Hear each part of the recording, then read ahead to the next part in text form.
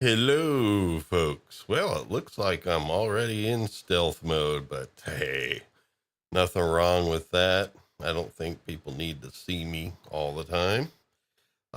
We've got a show for you this evening, or at whatever time you're hearing this on the rewind. We are going to be continuing our journey through the Dark Crystal that features the magic of Jim Henson, Frank Oz, and the magical music of Trevor Jones. This is a part two. Last week we did part one and kind of showed a number of scores that Trevor Jones has done. Some pretty great films like Labyrinth, similar to The Dark Crystal, Last of the Mohicans, Mississippi Burning, Runaway Train, G.I. Jane, just to name a few. He's done a good number of them. And he's a traditional orchestral composer as well as a user of, popular music instruments and electronics. And so we're going to be starting about halfway through the film, picking up where we left off last time. Then we're going to have a little fun with AI. And then after, before finishing the movie, we will also do a little bit more like listen to a little bit of the themes in the Dark Crystal. So we've got an interesting show ready for you tonight. And so I am going to try, as I might here, to introduce some guests to join me here in this mission. First, this will be my good lady wife, fellow composer and multimedia artist, Liza Sahito from the Psyche Opera Company. And I'm clicking for it.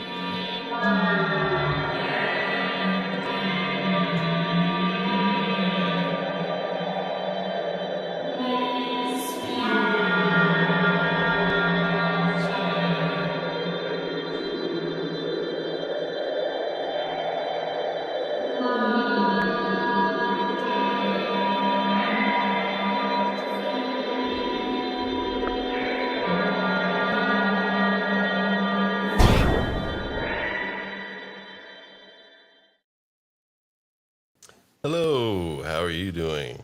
Oh, wait, can you hear me? I do hear you. In order to deal Okay. with some of the times where Evie Mux doesn't let me hear you for some reason, I do have the door open, so I'll at least know you're talking. If I don't hear you through the platform, then I might at some point say, "Can you speak louder?" Okay, will do. Well, I am feeling like a mindless cyborg this Sunday, so I apologize to everyone in the audience. So sorry, guys. It's Sunday. I'm tired, but have been looking forward to this finishing up the Dark Crystal and looking forward to next week's conversation with the Flute Wizard. Yes, I should bring our third companion on so that he could say a little bit about that, because I know he has some flutes that were made by the Flute Wizard. So Yes. introducing next the festive holiday season version of Mike Mountain Hawk Gorley.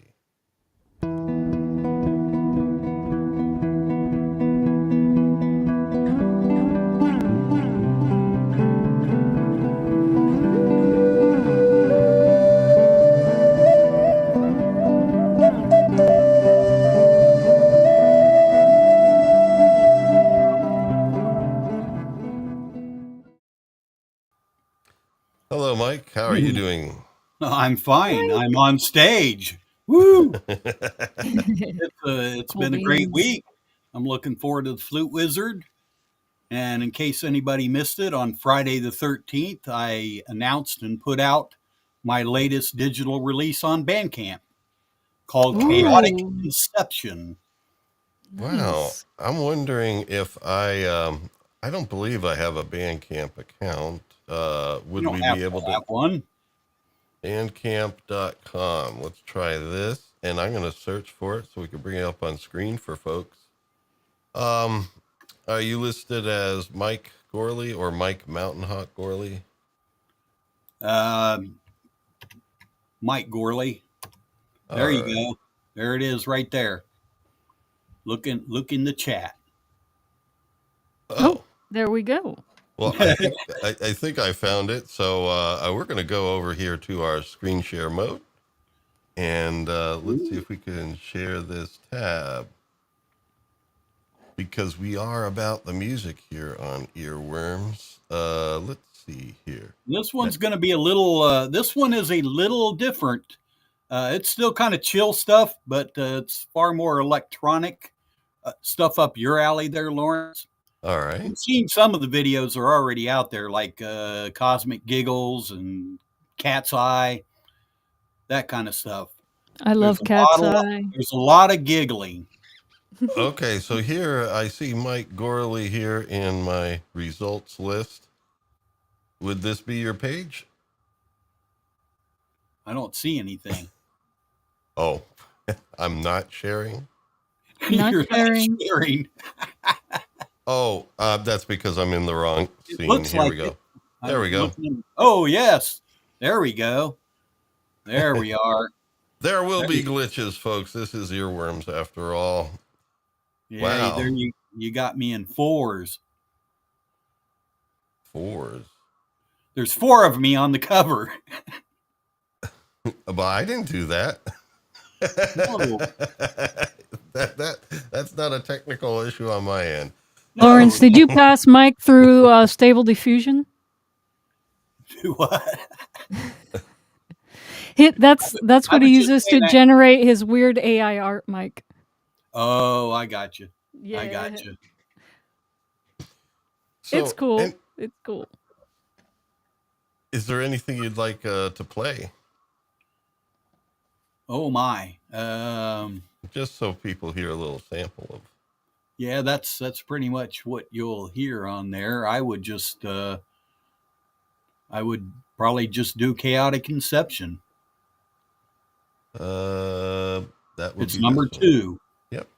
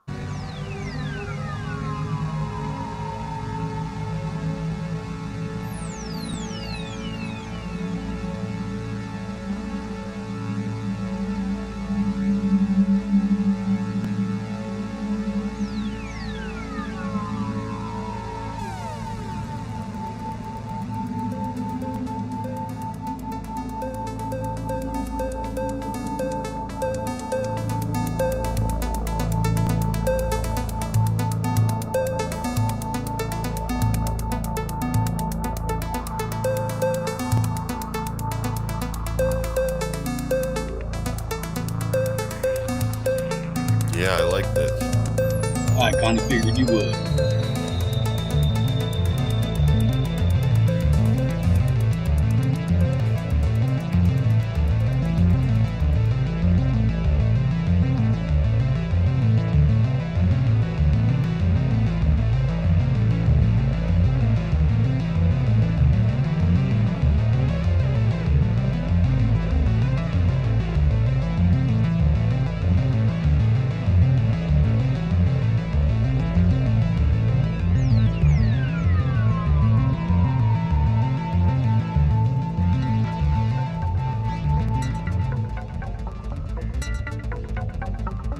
Wow.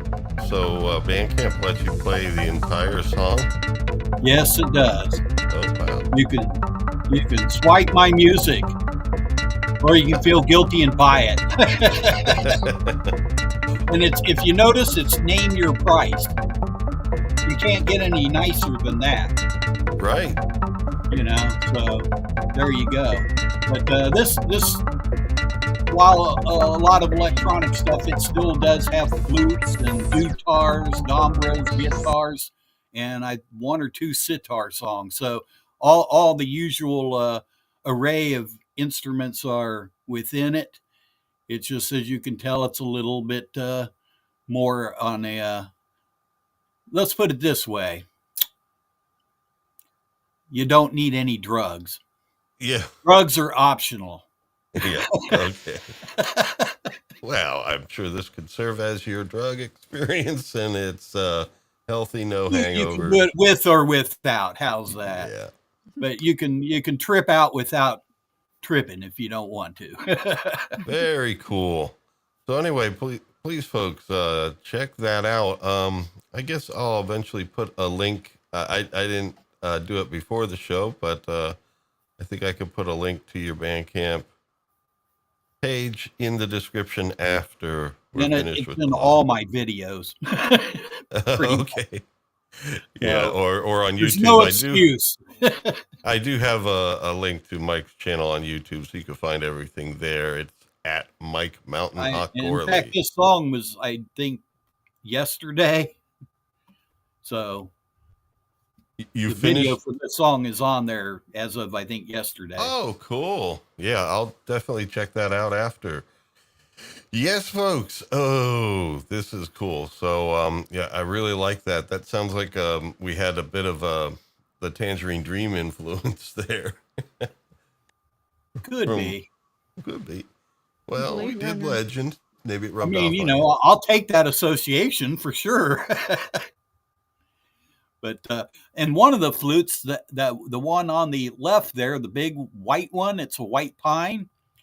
So we can segue into what that is. One of the Flute Wizard's flutes. Okay, so yes, next week, Next week.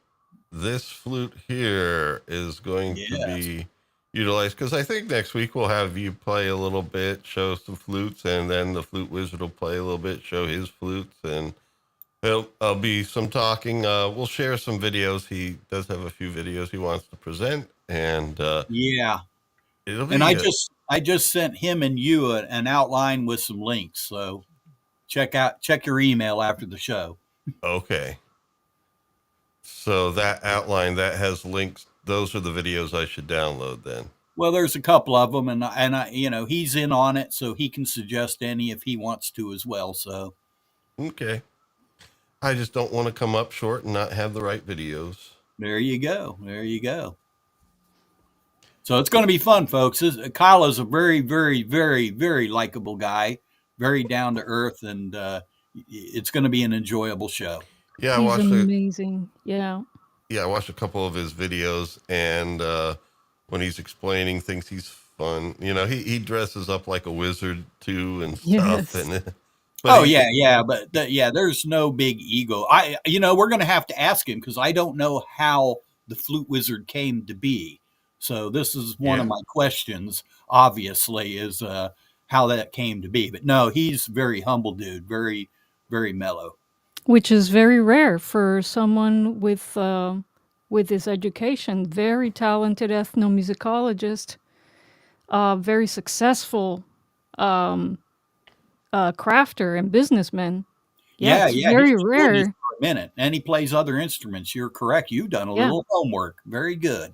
I mean, it is very rare to find someone so talented and with high creds like that to be so humble and come onto YouTube and have fun and wear a Gandalf costume. I fell in love. I love him. He's great. Yeah, he's good. I'm a fan. Well, yeah, and look at Gabe. He's got he had education in music theory. So I mean, most musicians I think are pretty down to earth. Occasionally you'll run into the egomaniac like me. I have to disagree with you, Mike. I'm gonna have to disagree with you, Mike. Lawrence and I come from the academic side of and I can tell you it is very, very rare. Very rare to find someone so knowledgeable like Gabe. Well, you guys are gonna have to go check out the bands I hang out. Come on now. Well, the thing is, we were stuck in the ivory tower for many, many years, and we were only exposed to certain kind of people, and I tell you, it's rotten in there. It's There were rotten in some there. good ones, definitely, but there's Mhm. a They lot were that, they were few and far between, people like yeah. us and people in within academia, people like us, yeah, it's hard to it's hard to make connections where you say, "Hey, let's get together and make some music." There were some exceptions, but few and far between. And it's so refreshing to see people out of academia who are knowledgeable on YouTube, on social media, just doing their own thing, sharing their thing, and not being just being so humble. Well, I really appreciate the humility out of these very talented people. yeah, Yeah. absolutely. Well, there's a reason Gabriel went from academia world to the guitar. So, Mm, and we yeah. touched on that, but yeah, he's has a classical background. He just didn't have the patience to deal with probably a lot of what you're talking about to Yes, I do it. suspected as And much, and my I'm glad he didn't. well, yeah, that's like you have a tolerance for it up to a point, and at least when I was in school, I thought, oh, this is the only respected path for an artist is to get into academia, and that's totally not true. Um, Right. so cool beans. That's all I have to Yes, say. I guess we could even talk about some of that next week as we go. Oh, sure, yeah, Oh, that'll But come up absolutely, for sure. absolutely, yeah, absolutely. We haven't lost everybody, have we? Sorry. all right. We're spending so much time saying next week's show is going to be great, folks. It's like, well, how about you do this week's show? Okay, so Yeah, it'd probably be a good idea. yeah, No Yeah, prizes maybe, wanting to fix perhaps. this up, perhaps. Or we could just, yes, and we'll skip do some skip. AI fun tonight. We didn't do it last week. We got Mm, to get that back in. Oh, we're gonna AI. see the chat Yeah, scream well, now. I might have to go to bed early. Yeah, yeah, the chat is screaming internally, Lawrence, with the Oh AI no. stuff. Yeah. They sound like one of the Muppets on Dark Crystal. Alrighty, so we're gonna pick up where we left off. And just to say where we left off, basically Jen left on an adventure to find the shard. It's a crystal shard that he needs to find because there's a 3 sun conjunction coming, and the prophecy must be fulfilled. Meaning you got to do some work to actually do that. Prophecies don't just take care of themselves. So he's got to find this shard, and he's not even sure what to do with it yet. But he found it with this kind of like a, I don't know what you would call her, a wise woman in the wilderness named Ogra. But at the end of their meeting, the Gartham, the nasty crab-like creatures or beetle-like creatures, I don't know, great Henson creation creatures, basically raided the joint and took Ogra hostage. Jen was able to escape. And now we do see here's a sunrise after her place burned. And let's see here. Let's see what we got. Okay. So after we see this sunrise, we also then get this scene where the mystics are starting to walk. And basically, you see down there, that's where they usually live and do all their mystical things. It's basically emptying out as they are on a journey now. I guess they say something kind of cryptic about the crystal is calling, the conjunction is here, so they need to walk. Well, the audience isn't told yet, but you'll see as time goes on. Oh, anyway, then we come back here to some beautiful landscapes. I wish I should have looked it up to see where some of this was filmed. Of course, a lot of it could be matte paintings, but I think they also did some on location shooting that was obviously quite beautiful as well. It wasn't all stage. We need Adam Gray in here to tell us. Yes, unfortunately, this is the time where I already don't hear you, but I did hear you a little bit through the door. Oh no. Didn't hear what you said, Ay. but at least I don't talk over Liza. Mike, you can translate. Or maybe Mike can't hear me either. Oh, I hear you. Oh, okay. Yeah, so it's just the running problem we've been having for a few weeks now, where some points I lose the ability to hear Liza, and let me try something here. If No, I click, don't try anything. Don't try. Don't even bother. No. okay, You need to send what do you call tech supported an email. yeah, that's what I'm gonna do. About time I send tech support a Yeah. ticket. Don't be shy. Just send them an email. There you go. Yeah. Tell them how you really feel. Yes.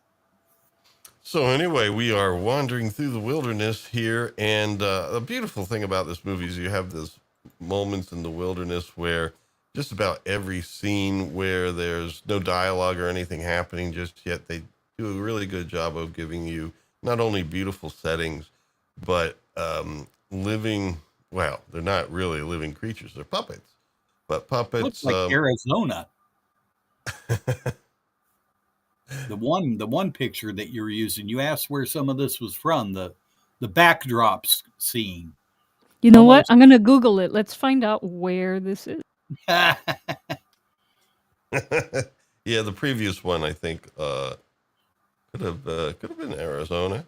the one you're using as a backdrop, not the movie The shot. backdrop with the castle in it. Oh wow. Yeah, yeah.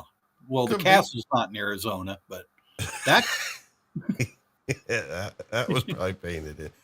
So anyway, we have here AI. some puppets in the wilderness, and you see them scurrying on the ground. You see them jumping up, and it's almost like the tree you see there. It looks like a tree trunk. That thing actually moved and stuff in the shot. So it's really kind of cool. All the imagination and creativity that Henson had in putting these things together. Here, because it's not moving, you won't really see it, but you kind of see this almost like it looks like a crevice of some sort, and a little puppety animal near it, and then you see the crevice close. And so basically, the scenery is full of all sorts of puppets, great and small. But it is Well, a wonderful film for that regard, all the inventiveness that went into it. So anyway, Jen, here he is the morning after the attack of the Garthin, and mm, I don't know if it's Garthin or Garfin, because the pronunciation by just about every character in the film usually sounds like this, and they're going Garfin, Garfin, and so it's like hard to understand. So if I say Garfin and it's Garthin, and if I say Garthin and it's really Garfin, please just bear with me. So anyway, those guards, this is the day after, and he's just staring there looking at that crystal, wondering, I don't even know what to do with you at this point. So part of the journey is to learn about it, and but he does see some visions in the crystal. The shard, that is. So he's kind of looking around because he hears some things, and it's more than just the usual puppets, he suspects. But yeah, some really beautiful woodland stuff. It almost looks like it's kind of another planet, and indeed it probably is because they have 3 suns. And then notices this little mud pit there in the ground. Best to avoid that. And we move along. And what do we see here? Some more beautiful stuff happening, man. What design chops. But yeah, we see a gaping mouth of this little guy. Oh, wait a minute. I'm sorry, I skipped ahead too quick. Yeah, the gaping mouth of this little guy here, which we will later find out, is named Fizzgig. And it kind of spooks Jen, and he falls in the mud pit. Remember the 80s when just about everything had quicksand or mud pits in it? This film was no different. Yep, the 80s. And there we see this hooded figure in the distance there, speaking a different language. It was a pretty cool created language. I don't know if it really was created to the point where the words were assigned meanings, but he's basically speaking what we'll find out later to be the language of the pod people. And but she also does know English because Jen speaks English. She was raised by the mystics. They spoke English. The pod people speak something else. And so anyway, she tells Fizzgig to be quiet there. That little furry puppet guy that you see later is her pet. So now Jen's stuck in this quicksand and sees her, but the main surprise is he thought he was the only Gelfling, and it turns out she is a Gelfling too. And they both thought they were the only one. And she goes to help pull him out of the sinkhole, and they have this series of visions as she does so. Basically, you see kind of like a dreamscape, this blurry scenes, and there's scenes from her childhood as well as scenes from his childhood. Basically, I think they called it dream casting, where basically from touching each other, they were sharing their histories, which was, I think, a great device for learning a little bit more about Jen's past and her past. Basically, there was a war and a battle and fires and stuff, and she was real young, and her mother hid her into a tree hole here, a hole in a tree, and we can only assume that the mother fell with the rest. And here's Jen being picked up and taken in by a mystic. So that's where they basically were able to survive the attack of the Garthan, which were sent by the Skeksis, the evil rulers of this place, this world. And wow. Great device in handling their backstories. Shows a little bit of them and their different scenes, and they could see each other's visions. So they shared visions and basically shared each other's thoughts. And so they instantly know each other's backgrounds. But Jen starts slipping into the quicksand a little deeper, and they lose contact, and the thing goes away. The Dreamcast goes away. Kind of like the Vulcan mind meld, huh? Kind of. Kind of. Oh, I would love for us to do Star Trek. You and me both. You see, Lawrence. Gotta do it. We'll Gotta work on do that later. Yeah, I assume Liza was talking about Star Trek there. Oh, yeah. Yep. We do love the Star Trek. Well, everything up to a point. Yeah. Yeah, there's certain Star Trek that isn't Star Trek. You For better me, not it's be talking about 4. That's my favorite. Oh, Mike, I love 4. Yes. There you go. Brilliant. Humpback whales. Yes. And Spock. Although, Colorful euphemisms. yes, colorful metaphors. Yeah. That was the other line, yes. They are not the Hellier whales. I love Italian, and so do you. There you go. Well, we'll work on that later, so we don't bore our audience completely to death rambling tonight. But. Yes. Well, Lawrence, let's get to the good scenes. Yes. Where we can talk music and stuff. All right. Ooh, I like that.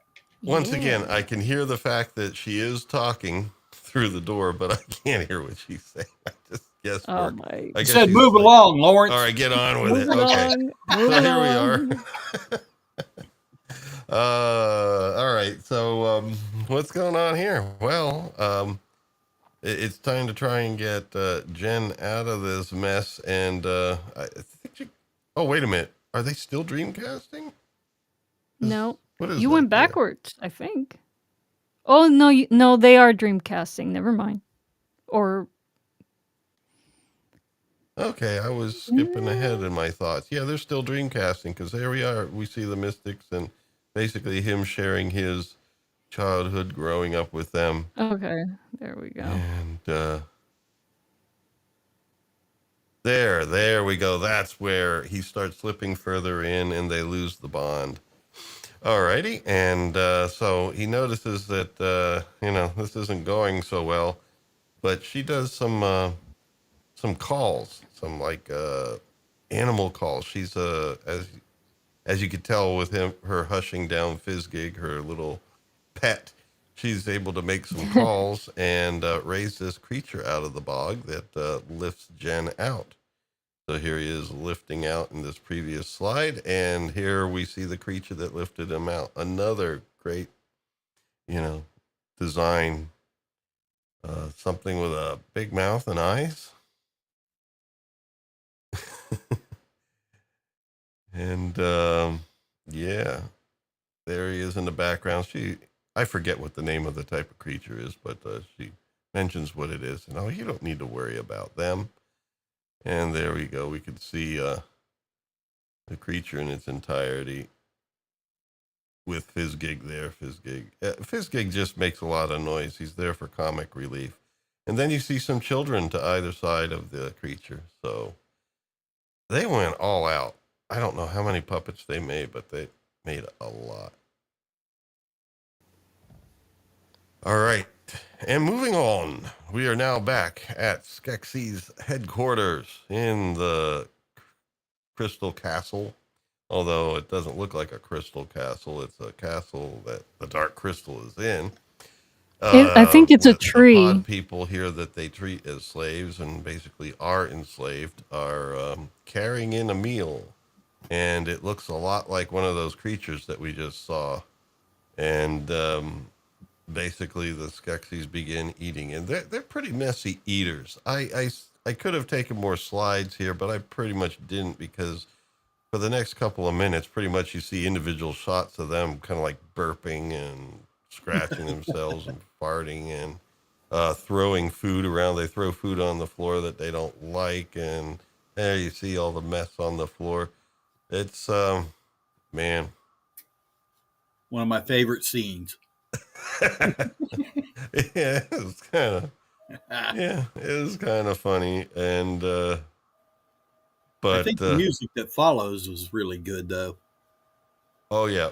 Well, I hope I capture whatever music you're talking about. Did I have a musical cue at some point here? No. I said that follows. Okay. And this is the one where they play. I might be. I'll wait and see. All right. Yeah. I tried to pick up the best music I could, and there's one of the plates with dessert, and even the dessert plates have kind of like living, puppet creatures in it. They did a really great job. But anyway, so they're eating and stuff, but the Garthen come back and all they have is this, and this is not the Gelfling they were looking for.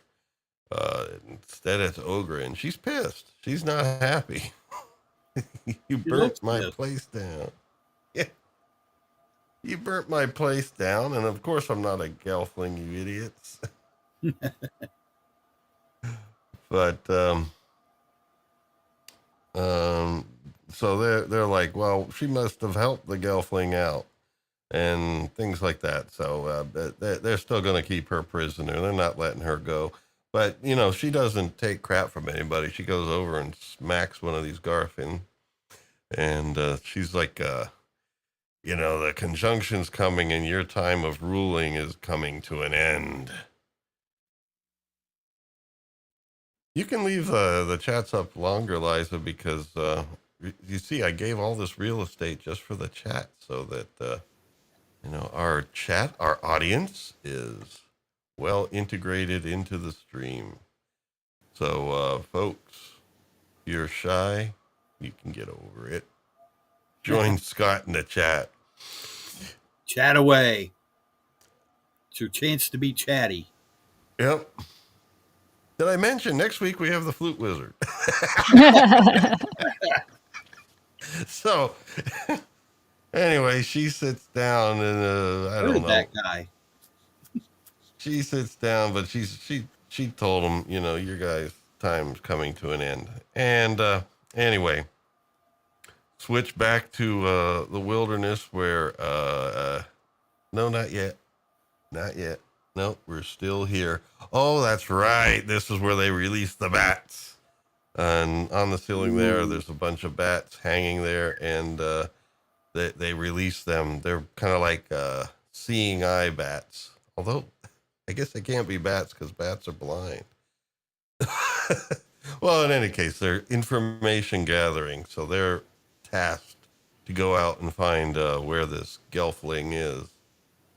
Oh, and we finally have a musical cue, number 7.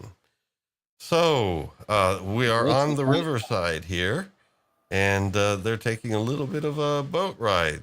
And so I get to share some music from this. And I think this might have been what you were talking about, Mike. Yeah, it's about time. Okay. Let's actually open the right one. I'm gonna load up the file here. Number 7. There we go. Okay. And hopefully by doing this, I can start hearing Liza again. Now, once again, folks, we will have to put in our fair use condom, basically, because, oh, good, I hear you again, thank goodness. So the reason why is because, of course, on YouTube, when you have music or sound and video at the same time from a film, you never know when it's just going to get blocked, and you have to trim it out and stuff. I mean, there's no guidelines as to how long you're allowed to play it or anything like that. And the thing here is that, obviously, we're just playing short clips and we're doing commentary. This falls under fair use, but the YouTube is a bit of the wild, wild west when it comes to, corporate overlords and then other entities that claim things. Like this week, Eliza had a problem. She used some Jingle Bell track from the Adobe Creative Suite license-free music, meaning it's license-free. And what happened to you, Eliza? Well, some random company that has a reputation for stealing creators' monetization put a content ID on this royalty-free track, and they've done this with a lot of royalty-free tracks across many different libraries. And so this company claimed monetization over my latest live stream. I contested it, and I didn't have a license ID because it's free track you can get on Adobe Express, and anyone who has a free Adobe Express account will have access to that track, but there's no license number attached to it. So I just, where in the description, or not in the description box, but in the box where you paste in the license number you're supposed to have, I put, this is royalty-free music from Adobe Express. It does not belong to yada yada entity, and it got overturned in a day. But yeah, YouTube is a bit of the wild wild west, and their guidelines in as far as live streams are concerned are, I think, purposely obscured. You can't find any, okay, this is how much you can use in the stream. There are no clear-cut rules because they want to be able to pick and choose who wins and who loses. And yeah, and copyright law is not followed as it is written. It's all about content ID and big corporations and scammers get away with a lot on YouTube because there aren't human beings there looking at or overseeing what their AI does. And yeah. By the way, if any of you are creators on YouTube, they sent us all a survey asking us how, what we think as creators can improve YouTube. And please harp on the copyright content ID system. Yeah, because We need to overwhelm them with complaints about it. yeah, because this well, they're already getting some overwhelmed because you saw plenty of videos on this entity that does this, and Yeah. this entity that claimed you, basically, what they do is they take a lot of this license-free stuff, public domain sound clips, and they offer them on their website where people can download them. And then what happens is they claim you later because they claim ownership over it, even though they're telling you it's no one owns it. Well, But to clarify, yeah, people do that as well. But this particular company claims, puts content IDs on royalty-free music that is not does not belong to anyone they manage. They just put content on IDs on random royalty-free music on random libraries across the internet. They're scammers, and they've gotten away with it. yeah, That's putting it nicely. And a lot of people, a lot of creators on YouTube are afraid to click on that dispute button because when you read what YouTube is telling you, if they use a bit of legalese and some scary language about, well, if you falsely accuse someone of submitting a fake copyright, claim on you, then you can lose your channel. Yeah, that's not true. Well, the thing is, they say that, but it's like, hey, what about the people making false claims? Exactly. I did a little bit of more research. Yeah, and the language is harsh, but I did a little bit more research, and the results that I gathered were from YouTube and Google itself. They will not, for a copyright claim, disputing a copyright claim, even if it's overturned, your channel doesn't take a hit at all. So, but what should happen is that they look at the entity making the claim. And there's even a petition out, and thousands of people have signed it to kick this entity off of YouTube and to keep it from claiming anyone's content on YouTube. It's that bad. Yeah. And I'm sure that's not the only entity that does this. Yeah, our friends at B-Sides, Oh, at yes, B-Roll with the Stage public go through. domain. Yeah, they go Yeah. through that. Yeah, definitely, folks. If you like some films Friday nights with people riffing on them, check out B-Sides on B-Roll Stage. That's at B-Roll, ROLL Stage. And they're on YouTube, but now and then they have to stop a stream and just do it exclusively on Rumble, because even though it's often considered that Rumble is the wild, wild west, somehow fair use is at least allowed there. And so anyway, let us soldier on. I assume my condom is on, right?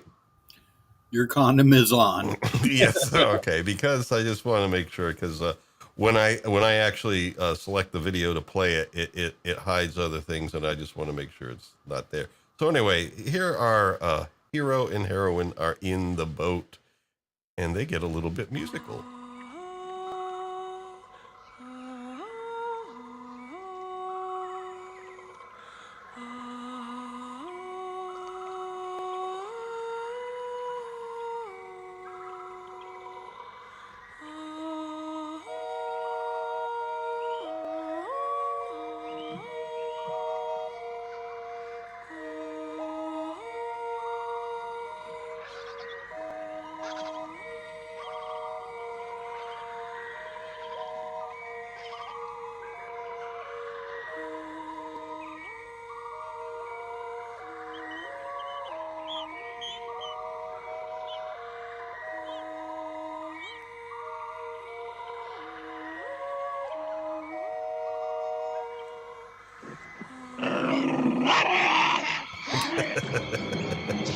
Okay, and then Fizzgig ruins it because he sees this hawk in the sky. I can take this down a moment just so you can see that. There we go.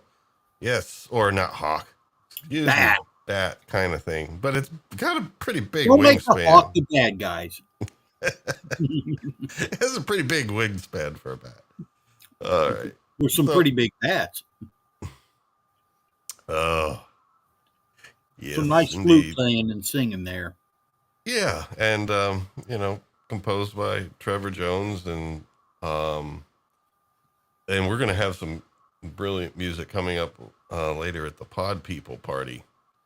So anyway, as we soldier on, we get a flash here of the mystics taking a walk, and basically you just see them walking slowly. And it's not going to be the last time we see them walking slowly across the land. And now it's already becoming evening, and Kira is the name of the Gelfling girl that Jen has met, and she takes him back to where she's been living, been hanging out, and this is Pod People land, and all of a sudden they kind of pop their heads up and you see the Pod People. And if you're a keen observer of detail, you'll recognize, oh, those are also the people that are slaves in the Skeksis castle. But we do have another musical cue here because the Pod People are lovers of music, fine food and dancing and stuff, and we're going to see a little bit of their festivities. They have a guest. Jen is visiting, and they didn't know that Kira wasn't the last of the Gelflings, so it's a time to celebrate. Let's go on over here. Party. And I think I am going to. There may be some moments where I'll take off this cover here to check out a scene or two maybe along the way, but once again I got to kind of cover it up so that we could actually play this video.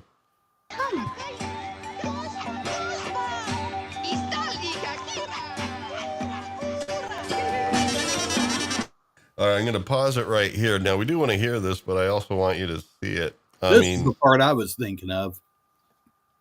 Yeah. Here we go, just so you can also see it. Of course, these are puppets, and they're kind of playing, I guess makeshift instruments, not the ones that you're actually hearing, but they look like they could pass. They did a good job of, making it look like the puppets are actually playing the music. But at this point, that nasally sound that we're about to hear, or just started hearing, is a crumhorn. And that's one of the medieval instruments we covered in Monty Python and the search for the medieval instrument, Holy Grail.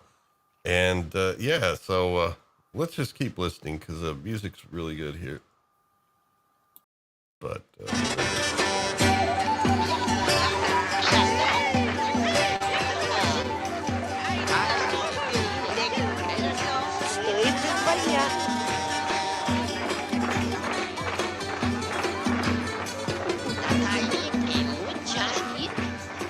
How do you say thank you? Oh, value vow. Hvala vam. Jabuka? Hvala vam. Mejza? A vo Idra? I druška muškara. Kira! Jen veselite! Ora? Veselite! Idra!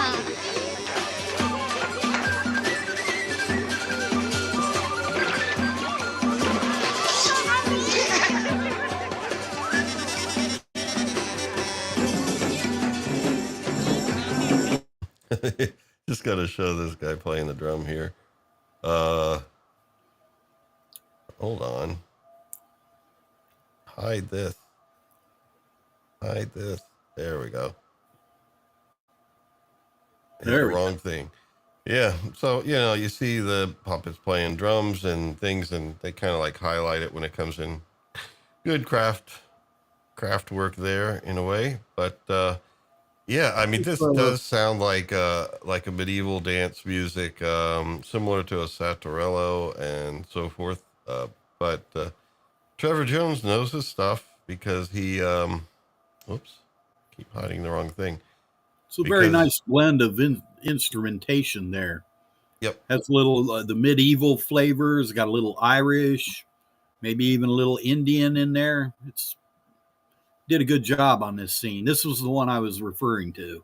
Yep. You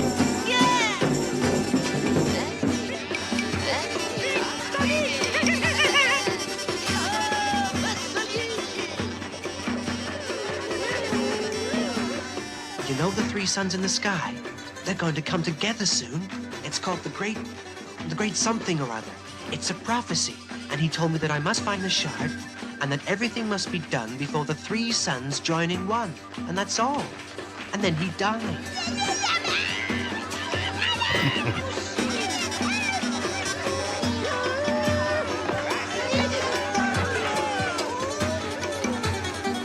Jim, what's the shard for?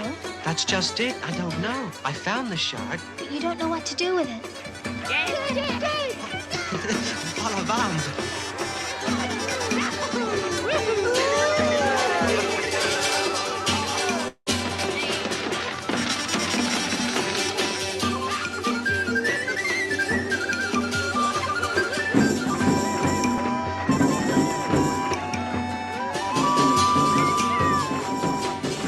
Now that flute that we've just been hearing there, I mean, what you see on screen doesn't really help you out because it's obviously like a prop, but that you could hear like two pitches at the same time and the pitch changing.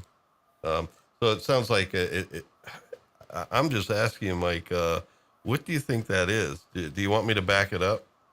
Well, there's obviously a few different flutes in there. One of them almost sounds like one of them Irish whistles, maybe. Yeah, I mean, there's no like Native American flutes in there at all. They're like Irish, and that's the flavor I'm getting. Well, let me try this. All right, Jim, after this, here what's we the go. shard for? That's just it. I don't know. I found the shard. But you don't know what to do with it. That's coming up with Hvala vam.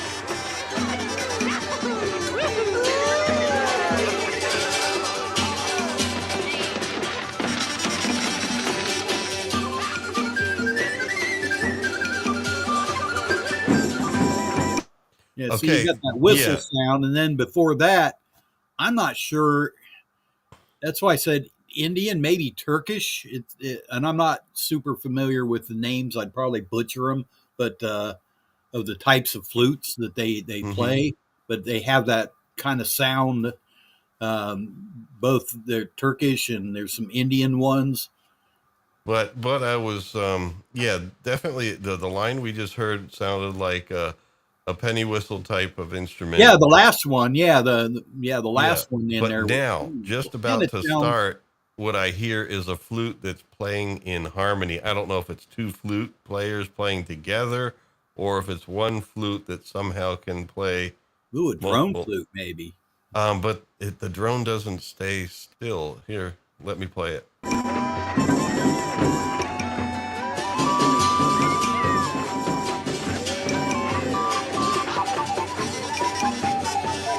All right, and then there's something else that comes in afterwards. It might be two flutes. I don't know. But Yeah, it was like or he they, mastered it that way. yeah. Yeah, But anyway, doubled them up. Could be. Sounds like almost. I've been trying to figure out the strings in there. Almost sounds like possibly a bouzouki. yeah, That's what I'm thinking. sounds like it could Some be. kind of lute, Yep. but I'm thinking it sounds kind of like a bouzouki.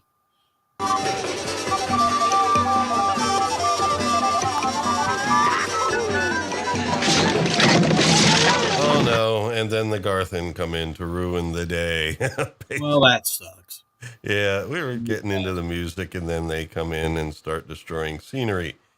So let's get on back here to our slideshow, and as we go forward. But yeah, great,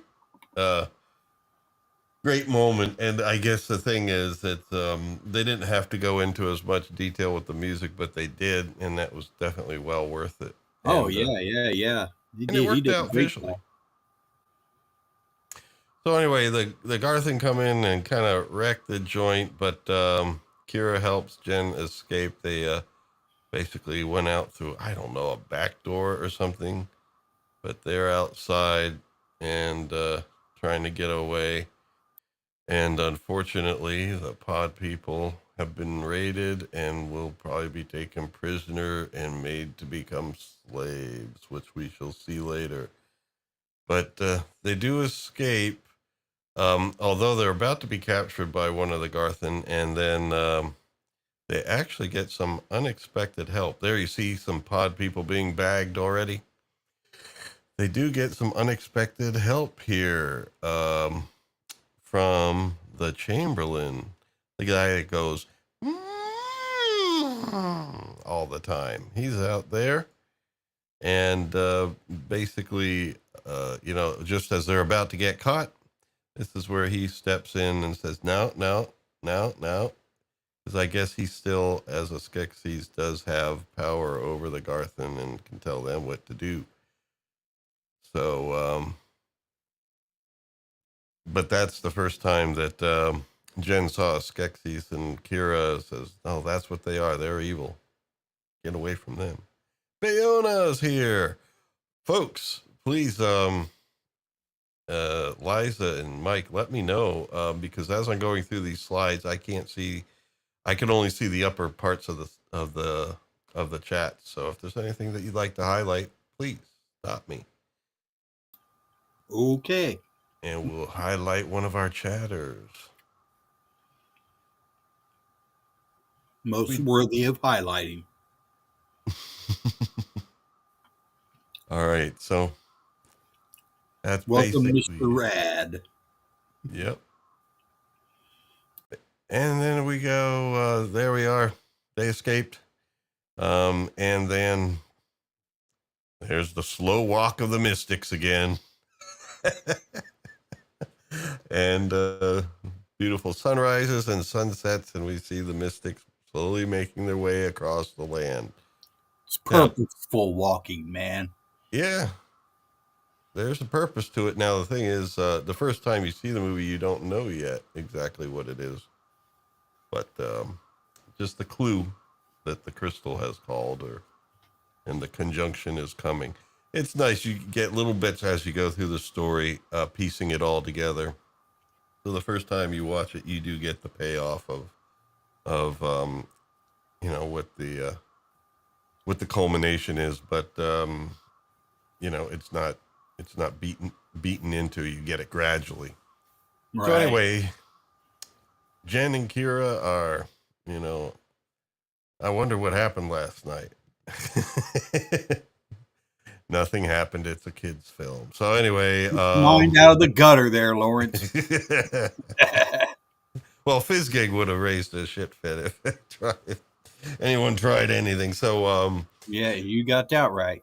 Here he is. So they wake up, and it was in the evening. Oh, one thing I missed in the evening was Jen threw the shard away. He was, frustrated that, he doesn't even know what to do with the thing. And everywhere he goes, people are getting hurt now. And but decides to take a little walk, and they see some interesting ancient formations. It's a place, she says, that we don't go anymore. And, but these formations are intriguing Jen, so he checks it out. She finds the shard. He threw it away, and fortunately she found it. And now we're going to look at some ancient writing, and I think they did a good job with this in the kind of like hieroglyphics and pictographs. It's interesting stuff, and he's able to interpret some of it, and sees pictures of gelflings in it, and says, oh, wait a minute, this is where it says the gelfling will restore the shard, and something. I'm just like abridging this here, but the gelfling shall restore the shard, and it will be done by a gelfling and none other. So it's like almost like it's up to him or her. Who knows? She's a gelfling too, but it's like you got to do it. No one else can do this, and yeah, and she reads there that that's when the crystal will be restored. And this is the prophecy that this whole thing's about. So the crystal will be restored. So that's another clue. It's like this shard should be used to restore the crystal, and the rule of the Skeksis shall end.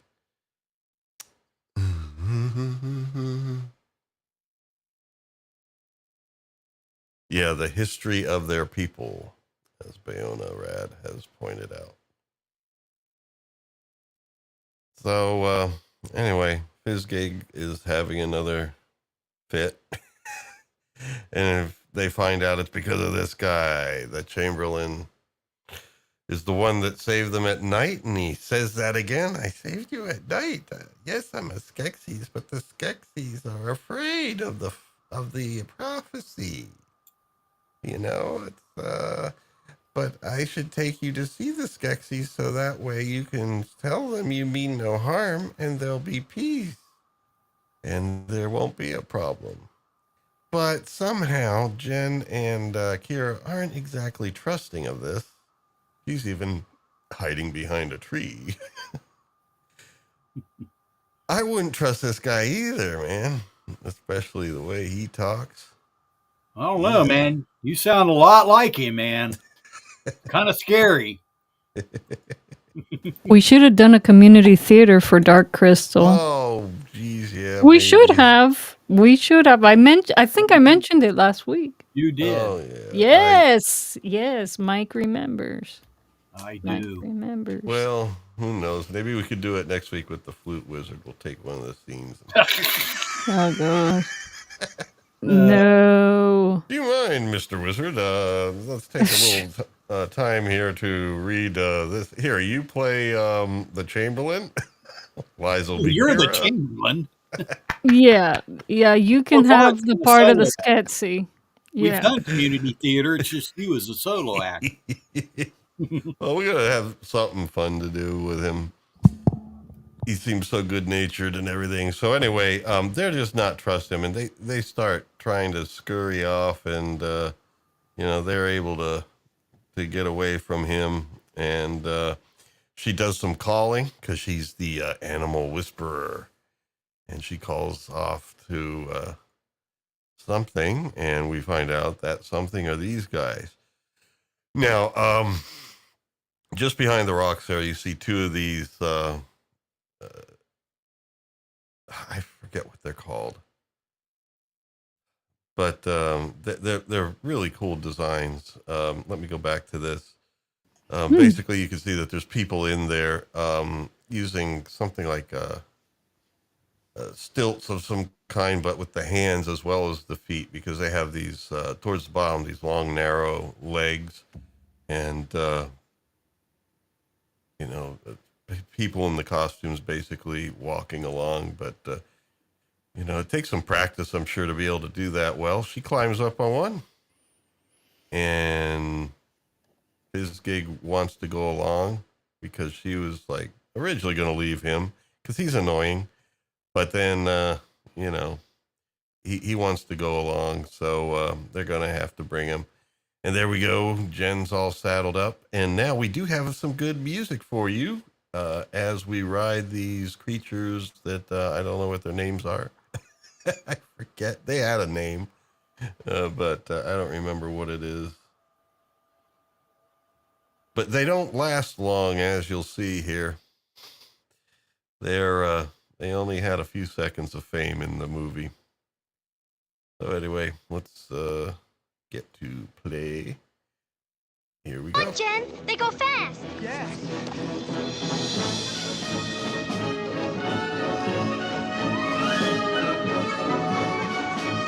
Now I want to point out, and I didn't do this last week. There's a theme throughout this movie. And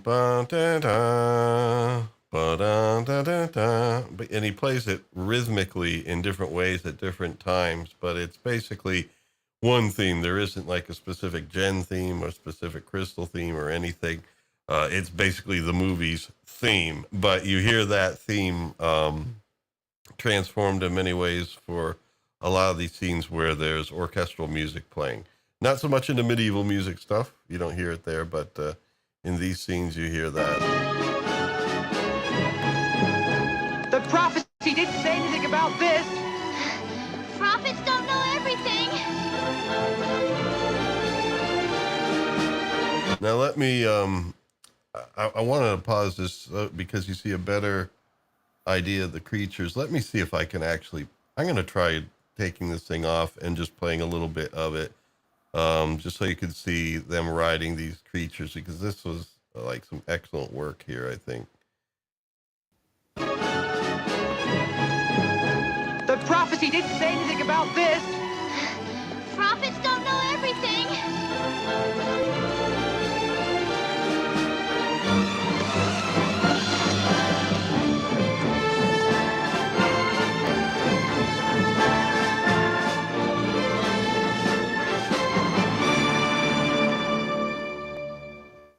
Hang on, Jen. They go Whoops. fast. That's it. So you know you only see a few glimpses of them, like showing like the full bodies of the creatures and the two gelflings riding them, because it was probably hard, you know, somebody crawling around on that stuff. And wait a minute, was I playing it or did I have it hidden? No, you were playing it. You were playing it. Yeah. Okay, I just didn't know if it was hidden because it was actually not showing here for a moment. All right, so anyway, let me make sure that I got through that whole thing, because I think I had it You're go a playing little it bit again. longer. Yeah, we better put this on. The prophecy didn't say anything about this.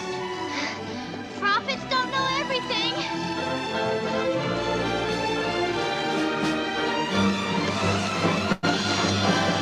Did this guy score any of the Star Trek movies? I don't believe so.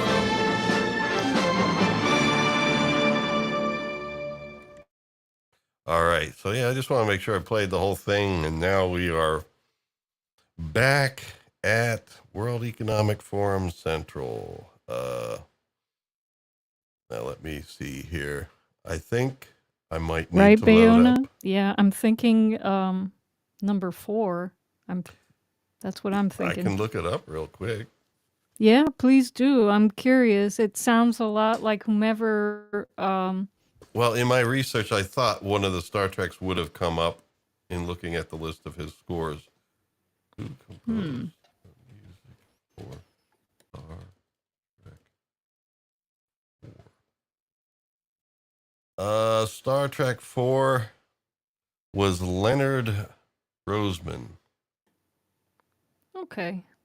according to Google. And yeah, and it's showing all the stuff here. So that looks like an accurate response. All right.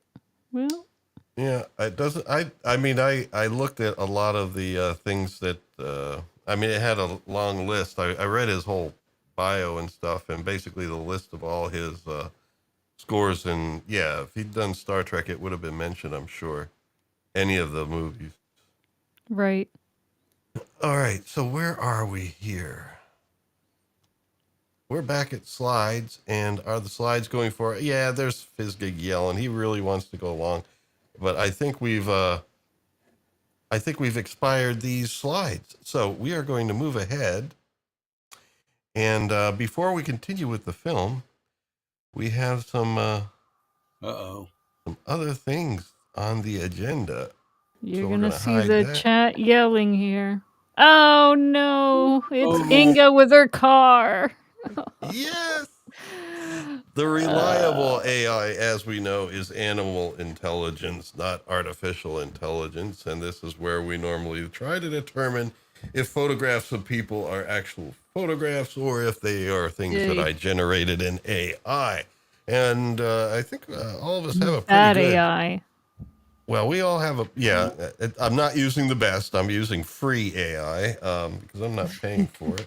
I think I got to go to the bathroom. Oh, Well, tonight's different. Tonight's different because we ay. have a film where there aren't really people in it portrayed as people. So, and I didn't want to just come up with some questionable images of Jim Henson or Frank Oz, because a lot of times we don't see them, you know. And so I decided, let's see if how real can AI produce puppets? So the first I think question. this was the Emperor's favorite part. Oh yes, Yes, it was. the Emperor. We miss the Emperor. Yes. Yes, But I mean, as he says. said he needed to step back for a bit, but a bit doesn't mean forever. I Oh, think it's some real world stuff coming up with the holiday season that he scheduling Kermit can't. the Frog here. Yes, Kermit the Frog. So are these real Jim Henson puppets? Kermit the Frog. It looks real. It The looks right like one. Kermit I'm the not Frog. sure about the one in the back there. You're mixing it up. Aha! Well, no. I didn't do any splicing. These are, in fact, real Jim Henson puppets. Yeah. I don't know what they are. I mean, obviously, we got Kermit with two lesser known puppets. Yeah, there you go. Not nearly as If you famous wouldn't as have had Kermit. Kermit in there, I'd have said no way. Well, how about this one? I don't know about that one, man. That one is questionable. I'd say AI. Liza, do you have a... That is probably AI. Bayona, I had to look up Memorex. I didn't know what that was. It's a... Oh, it's a my. brand of tape. Yes. He's... oh, no, it's Scott Holbert who said that. Scott says, every time we do these, I hear those famous words. Is it live or Memorex? Is it Memorex? Hey, you don't remember that? My God, that was the tape voiced by deadheads everywhere. Yeah. I sent more Memorex tapes through the mail back in those days. Oh, my gosh. Oh, yeah. Trading tapes. Nice. Yeah, recording the tape was a beautiful thing. Yeah. My first recording experience ever was to 4-track tape. What was the device called? A Tascam Porta Studio, and my recordings on there sounded beautiful. Yeah, I used to have a Tascam. Yep. Yeah, I had one. The Porta Studio. Oh my God, a whole nother show. Yeah. Ooh. We have to do the Tascam Porta Studio. Well, do you still have it somewhere? I have it somewhere in the garage, I think. And hopefully you have a metal tape or metal oxide tape that we can Isn't record. there a way to get some? Yeah, I'm sure there is. Might cost you $50.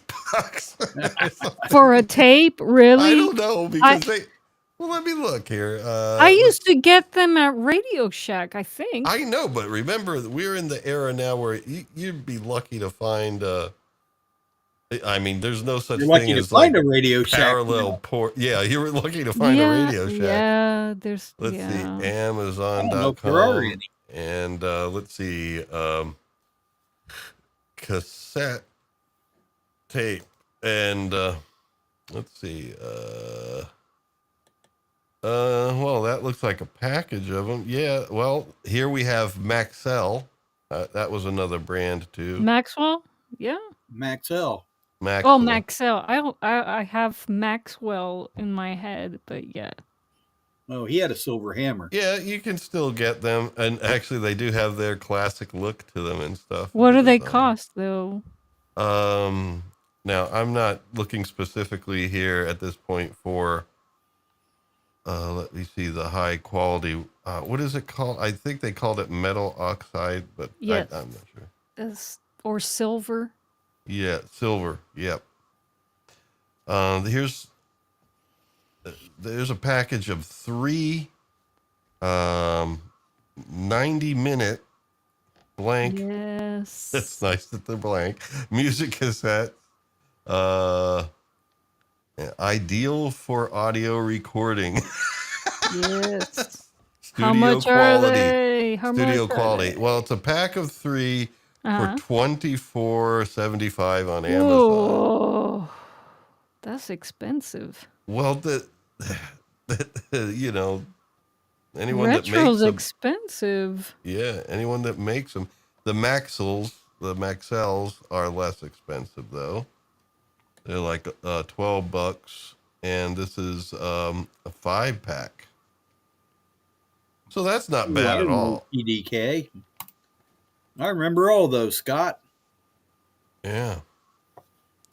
I it looks like remember, we can make yeah. this happen. We can make it Yes, when I was in college, I had to start recording things for, you know, concerts to send out to competitions and for different things. And at the time, I knew nothing about it. I was just a musician, acoustic composer, wasn't really interested in audio technology or anything like that. But my dad was an audiophile.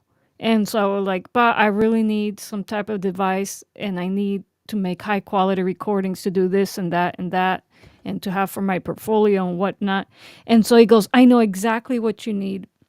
So he went out, and I thought he would come back with like, I saw my colleagues at the time, there was MP3 recorders with these big microphones on them. And I thought that he was going to come back with that. He came back with a Tascam Porta Studio 4-track with And here we go. I'm on Amazon right now, and I searched for Memorex. Yeah, and some silver tape. Yeah, Memorex still makes tape. Yeah. There is something about recording to tape that I have not to this day been able to reproduce in a DAW. I don't know. The type of saturation I don't think can be imitated yet. Made the most beautiful string quartet recording with that with the Tascam Porta Studio on a silver tape. I think they were Maxell, but I don't know. Well, Anyway. I could look for that specifically. Let me just try. It doesn't matter the brand, but let's say silver. I was using a good preamp too. I forgot what preamp I was using. I still have it. It's all in the garage. And 2 I have the condenser mics here, the large diaphragm condensers I used. Oh, what do I have here? Well, the Maxell's, the $12 ones before are coming up under a search for silver, but low noise. Was Stageworks a Radio Shack brand? I don't remember it being so. Oh. I used to work at a Radio Shack for one summer. I went to assumed that my college. dad got all of this stuff at Radio Shack, but I don't know. Maybe not. Anyways, made beautiful recordings with that thing, and then it just became too impractical with all the recordings I had to make. So All right, here we go. Fidelity silver chrome cassette. I like how they mention blank in the description of all these. Like selling used cassettes or something. Oh, you got a super chat. Oh, yeah? Yeah, Mr. Bayona Rad. Oh, thank you, Bayona. He is now on the board. You are going to do Star Trek films in the future, he says. Okay. No, we'd love to. Definitely. Yes. Yes. Yes. Yes. Yes. I don't know. Maybe we'll start that in the new year. We have the Flute Wizard coming up on the 22nd. Maybe the 29th. Why not? There you go. All right, so I am going to switch back to our ceremony here, but yeah, we'll definitely. And Bayona, you could suggest which one you'd like to start with. 4. I mean, yeah, I'm just 4. planting stuff out there, man. I love 4. Yeah, I love 4 too. 4. 5 is my favorite, but I know it's not the Ooh. best movie, but it's my favorite. But No, that one. I love yeah, 4 that one's too. deeper, but 4, yeah. 4. Yes. Yeah, 5 was a great concept. I think it was the execution. I remember Cybok's hairdo changing from being inside the starship to stepping outside. It's like all of a sudden his hair got short. Yeah. They had done some Great start to reshoot. finish. Great storyline, great acting, great everything. Yeah. Yep. Okay, so I could we quote are going to both move along movies. here with our puppets or not puppets. There we go. And so, Here we go. is this a Jim Henson creation? That looks AI. Definitely AI. What? I mean, goodness Oh, look at that. gracious. Star Trek Voyage Home got best score soundtrack. There you go.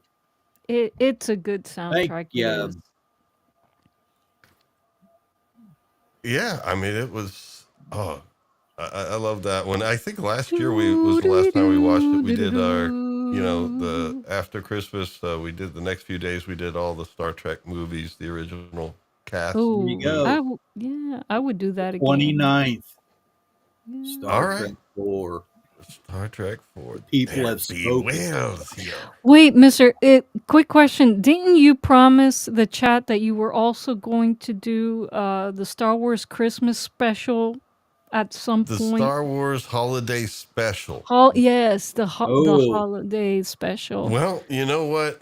Maybe we should sneak that in during like a midweek thing. Yeah, I mean, if you want to laugh, Mike, since you haven't seen it yet, Eraserhead is like, oh no. The thing is, Mike needs the experience. Eraserhead. He cannot call himself a Star Wars fan without having to see that atrocity. You got to my know God. about it. Mike, we are Just not like Hardware exaggerating. Wars. What? You never saw the short? It was a The- little like Hardware Wars. I mean, haven't man, seen that. This is going back to my day. They used haven't all. either. It's called Hardware Wars. They used stuff like waffle irons for ships and tools and. Oh, I think I vaguely remember that. Yeah. Oh, yeah. It's old, man. It's old, like me. I haven't No, I haven't seen it, Mike. Well, we have to. I'm sure it's Well, we on can always YouTube. We do gotta Star find it. Trek 4 on the 5th and start Yes. the new year off with it, and do your thing on the 29th. Well, Christmas would be over, but I guess it's all right. I mean, by that point, That's Well, still they're- the holidays. There are 12 days of Christmas up until all January right, 5th. yeah. So So it'll do be it on the on 29th and do Star Trek 4 on the 5th. 5th, 6th, 7th, 8th, 9th, 5th, 7th, 8th, on the 5th day of Christmas. And a Earworms party. gave to us the Star Wars Holiday Special. Folks, don't you love how we work out our calendar online? Well, it's the only time we all get together to chat. Oh, God. And Welcome to sometime, our weekly meeting. in January, we are going to have a synth player on. Nice. Yes. Who are you bringing on, Mike? His name is Isaac Young. He plays in PX3 and also John Ferrara's band Mono Means One. So All right.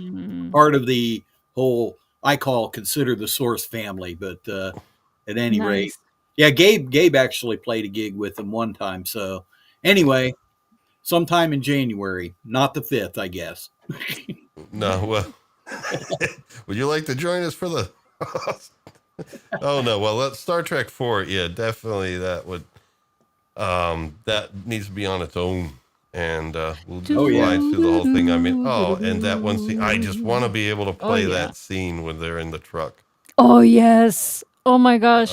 Because Probably going to be a two-parter. that anyway. was directed by Leonard Nimoy, and he's actually in the scene. But Yeah. that was just so good the way he used his head turns and responses. It was like, oh my god. Didn't he and William Shatner like trade that role of They did. directing the movies? Yeah. They did. Shatner might have done 5. I'd have to look that one up. Shatner did direct 5. Yeah. Yes. Yeah.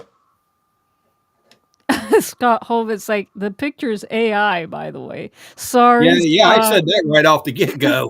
You were correct, sir. You were correct. Yes. Okay, so just so we know, Flute Wizard next week, then the following week is the Star Wars Holiday Special, and then the following week is Star Trek 4: The Voyage Home. There you go, folks.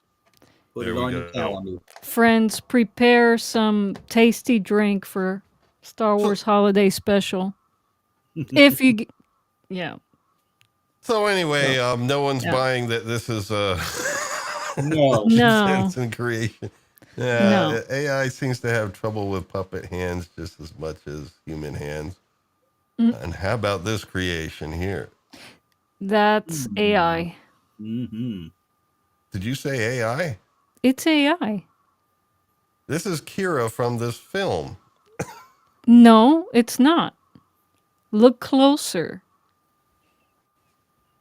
Because That's not that's Kira. actually what I was searching for Yeah, when I that got. doesn't look like Kira to me. Maybe it's fan art. Let me see here. I gotta have to check this out. Huh. That's Kira when she's 50. And Queen of the Gelflings. All right, I'm looking it up now. I'll share this. Well, wait a minute, you did that, didn't you? No, I didn't make it. This is one I downloaded. That was supposed to be Kira from the Dark Crystal, because I needed some images of her for the thumbnail. And So somebody got you. maybe It looks like it. Well, it could be fan art. Like the thing here is Well, it might be this- real, but it's not her. How's that? Okay. To be fair.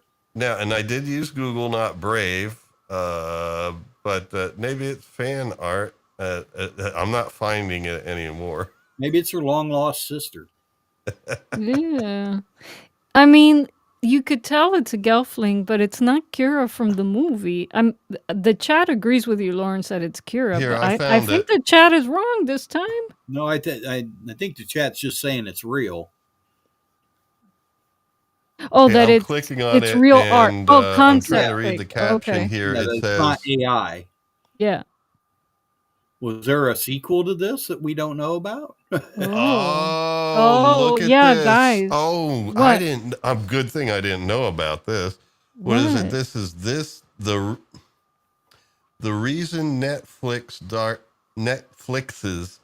Dark Crystal is a prequel. Oh no. Netflix did or is doing, I don't know if it's did or is doing, maybe our chat can help us out, a prequel to the Dark Crystal. I think the chat mentioned that last week. Yeah, I forgot about that. Exactly. And I think I asked Adam if it was worth watching, and I think he said no. Well, we don't have Netflix anyway. Yeah. So, okay, this is real. Oh yeah, Scott, is it good?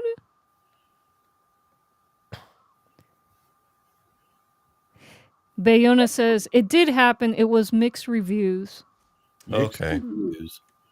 Well, there you go. I Well, wonder what Where's that means, though. well, it wouldn't have Chamberlain had at? Jim Henson contributing to it, so it would definitely have a different spirit to it, I think. That looks CGI. Yeah. Just Henson and Oz. Like, Yeah. But it's real CGI. Okay. Okay. Yeah. Moving on. Yeah, it's not AI generated CGI. There's people involved in this CGI. So Yes. what the hell happened here? That's Oh. AI. That's AI. Yeah, whoa. I didn't know Jim Missing Henson liked the eyeballs. avant-garde. Yeah, just Yeah, the one in the middle doesn't have eyeballs or anything. Oh wait, Scott Holdit says it's not AI. Yeah. Scott says this is not AI. Not AI. Can you zoom in on Elmo in the corner What now? with the beak thing? I can't zoom in Evie Mux, Oh. but Okay, he says it's AI. It's yeah, AI. but I was gonna say because I this is one of the ones that I was gonna say. I was like, oh no, I'd hate to break it to him, but Yeah. okay, moving along. What do we have here? Whoa. Hmm. What did you ask for? A Yeah. picture of prompt Jim in this Henson puppets. That's it. I have real simple requests. I don't say. Were put it there on a any head. verbs in that request? Because this looks really strange. No. This Uh, was just simply a picture of Jim Henson puppets. Sometimes I ask for one, sometimes plural, but that's it. I didn't ask for put it on a head. Oh, I think I on did a ask fish for head. a blue puppet or a green puppet, because I wanted to see what happens. I was going to see if we get something like that. Looks like it could be the offspring of Cookie Monster. That's a postmodernist Cookie Monster. Yeah. You'll see that in a museum somewhere. Hmm. Righty, well, we should move on. I guess nobody's buying that one.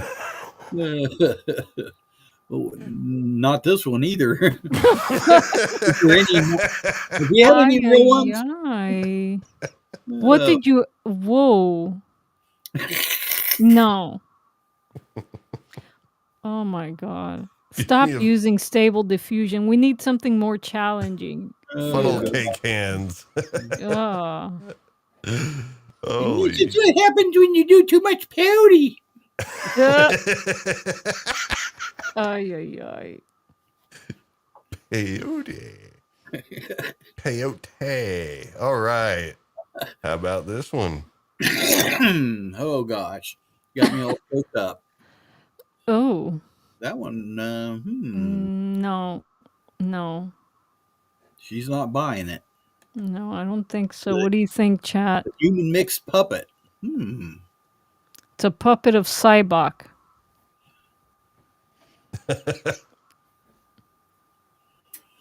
Well, When he had long hair. we haven't had any real ones yet, have we? Yeah. Yeah. At the beginning, first I one, think.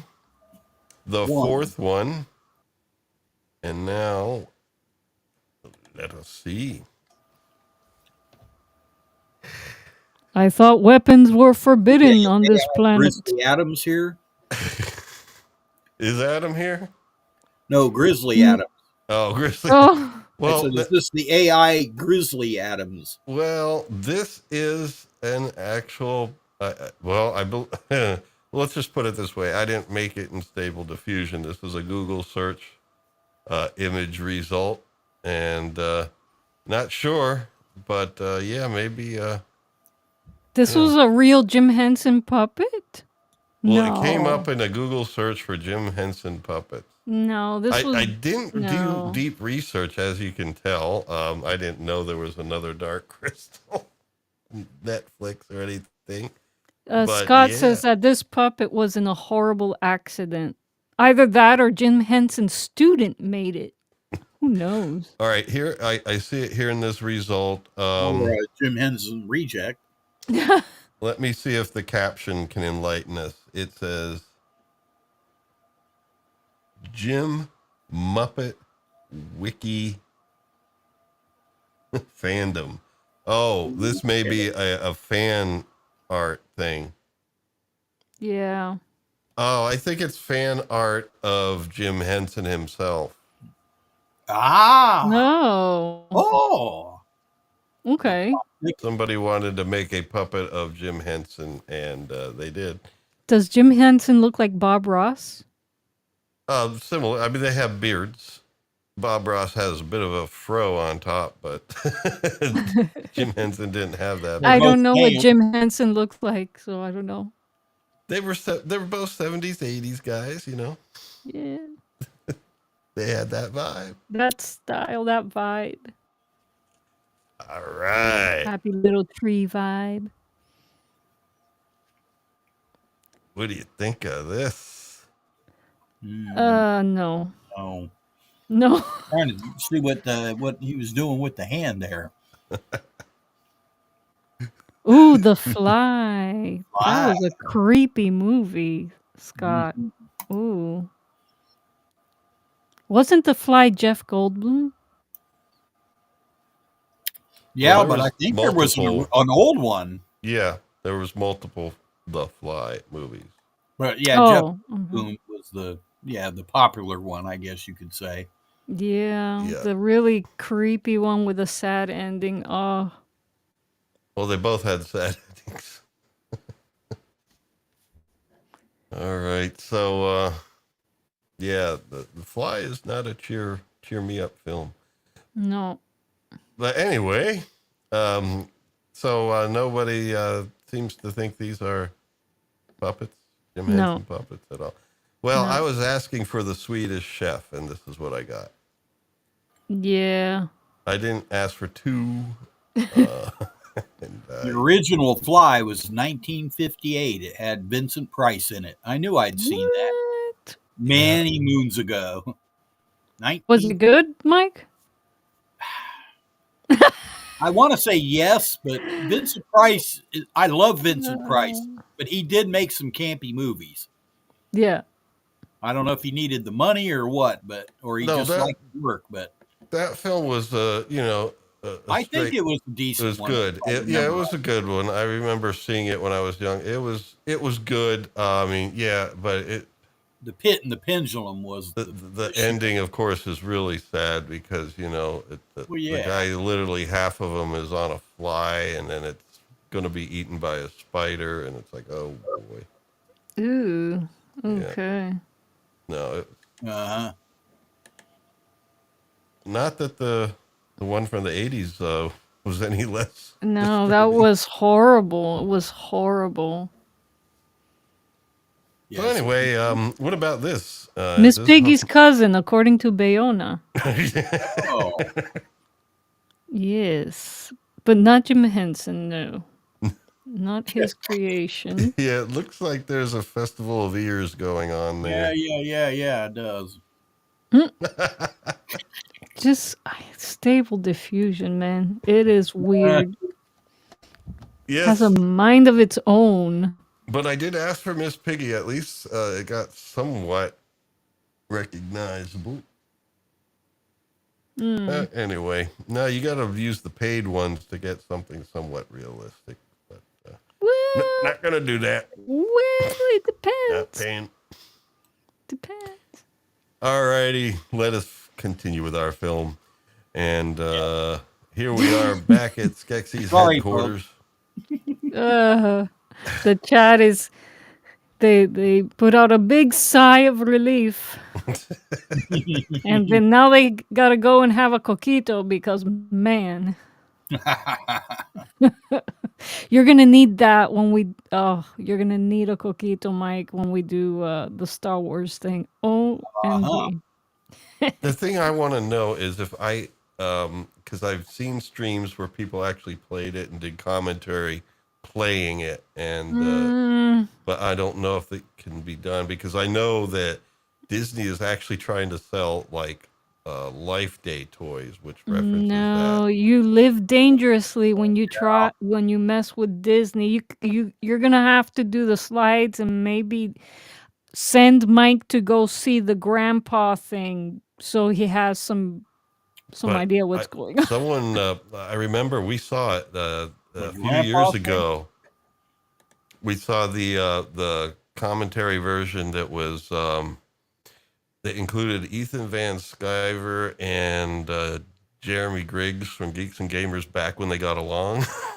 And they were doing commentary on it on the Star Wars Holiday Special with some other people, and that flew on YouTube. But I have a feeling now that Disney is actually starting to make toys from the holiday Yeah, special, no. they're probably not letting people play it anymore. Yeah, no. But that's where I originally got it from, was YouTube. 'Cause people have So Star Wars Holiday Special is actually the name of this. Yes, it was a TV special. I think it was CBS that aired it. Basically, it was after the first Star Wars movie, and what happened is Lucas wanted, to kind of keep some attention to it because they were starting to work on Empire Strikes Back, and it was going to be a little while, and they just kind of wanted to keep Star Wars in people's minds. But he really didn't get involved in it. He just kind of let them do it. Bad idea. Which was That was not a his good idea because worst idea ever. oh man, they tried to turn it into I don't know It's a what. variety show is what it is, Yeah. but it's a really bad variety show. Oh, Mike. But it has some great moments, It's on YouTube. It looks Yeah. very blurry. Blurry. No, there are clear versions, Mike. Yeah. Well, I was just looking it up for. Yeah, but this I'll is probably pretty do what I bad. do here and do mostly slides, but I'm gonna take clips and play those clips. I mean, I don't know, man. I'd love to just play the thing and just I didn't know there was more than one version, Bayona, of the holiday special. Well, there's a one with the original ads, the commercials, and or is he saying there's another? I don't know. I didn't. I just thought it was something you did. I didn't know. Something I did. Well, I mean, like various Star Wars clips. I don't know. Oh, no. This. Oh, Scott Hovitt says that there was a Christmas holiday special with the Ewoks. Oh yeah, the Ewok thing. No, yeah, that's different. That one was not great either, but not nearly as festering pile as the first one. Oh no, I was outraged. I literally got angry watching it. It wasn't funny until I started seeing commentary about it, and I'm like, okay, I can laugh about this now. But I was upset. Yeah, I mean, it's something that definitely is like to laugh at, but it's just so bizarre, just what the thinking was. Oh my goodness. Bayona said no, there's another version of the holiday special we're talking about, and he says that there's more Wookiee family scene on it. Well, the Wookiee family scene at the beginning, if that's what he's talking about, was I don't know, was there an abridged version or something? Because it's like 10 minutes of just Wookiee growling. Yeah, there's no words no captions whatsoever to know what they were saying. Yeah, just you see the kid climbing on like a like because they live in a treehouse sort of thing, climbing on the railing outside and stuff, and it's like, what the hell? It's like 10 minutes of that, and 10 minutes of Mama Wookiee yelling at Baby Wookiee and Grandpa Wookiee. Yeah. Oh boy. Yeah. Yep, Mike, we are not joking here. We don't know who was overseeing that project. There was no oversight. Well, there probably is someone responsible, and we could probably look it up. I've seen some YouTube specials on it. Who was responsible? I would like to know. The question is, are they still alive? Well, there's some people that weren't, because what I've learned also is the next day was that Jonestown massacre. Oh gosh. Okay. This was the Yeah. night There's some before. correlation. The night before, gosh. Well, anyway, Bad vibes. we have some imprisoned animals here and pod people. I am clicking to go ahead. Okay, there we go. It worked. It worked, didn't it? I think. I don't know what I'm doing here. So anyway, we're moving along. This guy is like a mad scientist guy. He's taking one of the pod people. This is what they do to him. And this is something that I think a lot of people will tell you there's some parallels between this and some things that happen with some secret societies today and stuff. Maybe not literally, but parallels. But anyway, the poor pod person is put in a chair and locked in. The Skeksis turns on, opens the door. It's basically a doorway to the shaft where the dark crystal is in to let some of the light in, and then there's a reflector that takes that light and shines it into the eyes of the pod person, and this is how they become slaves. Basically, it takes away their will, and Bayona says that this podling was made to watch the Star Wars holiday special, and that's what happened to him. This is what you look like after that. You lose your soul. Oh, Yeah, man. yes, you Yes. do. Oh, my Especially God, when it's Clockwork Princess Orange Leia all over again. when Carrie Fisher starts singing that, like, to the Star Wars theme, starts singing lyrics to it. It's like, oh my God. That was her contribution from what I know. She wanted she demanded to do that she Yeah. she would only do it if she was allowed to sing. And it wasn't necessarily just her singing. It was just the choice of what she sang. It's like you Yeah. add lyrics to that theme. Yeah, no. It was horrible. It was just as bad as the Saturday Night Live sketch, Star Wars, nothing but Star Wars. So anyway, there we are. That pod person got zapped. Now, the thing they want is also to get some of the essence out in this vial here to the left. And that essence can be imbibed. You drink the essence, but only one of the Skeksis has the right to drink it, and it's the Emperor, of which we have a new one. And that Emperor is coming by to get his beverage to help him be younger. And basically, it's supposed to slow down or at least reverse partially the aging process. And so he drinks it down. And at first he feels like invigorated, feeling a little bit younger again. But it does not take hold. There is the Emperor himself feeling a little younger, looks at his hand. It is looking pretty good. And then all of a sudden, no, it gets wrinkly and stuff. He has not, the adrenochrome did not work. So Oh. I had to work that in there somehow. Scott says most people grow wiser with age, not the rule with Hollywood stars sometimes. Referencing what you're talking about, mister. Oh, okay. Yeah. Mm-hmm. Yeah, didn't Sandra Bullock mention it on Ellen DeGeneres one time? I've seen a clip about that where she gets her stash of, I probably shouldn't even talk. We don't know, so Okay, we don't know. But shouldn't there's a lot of dark.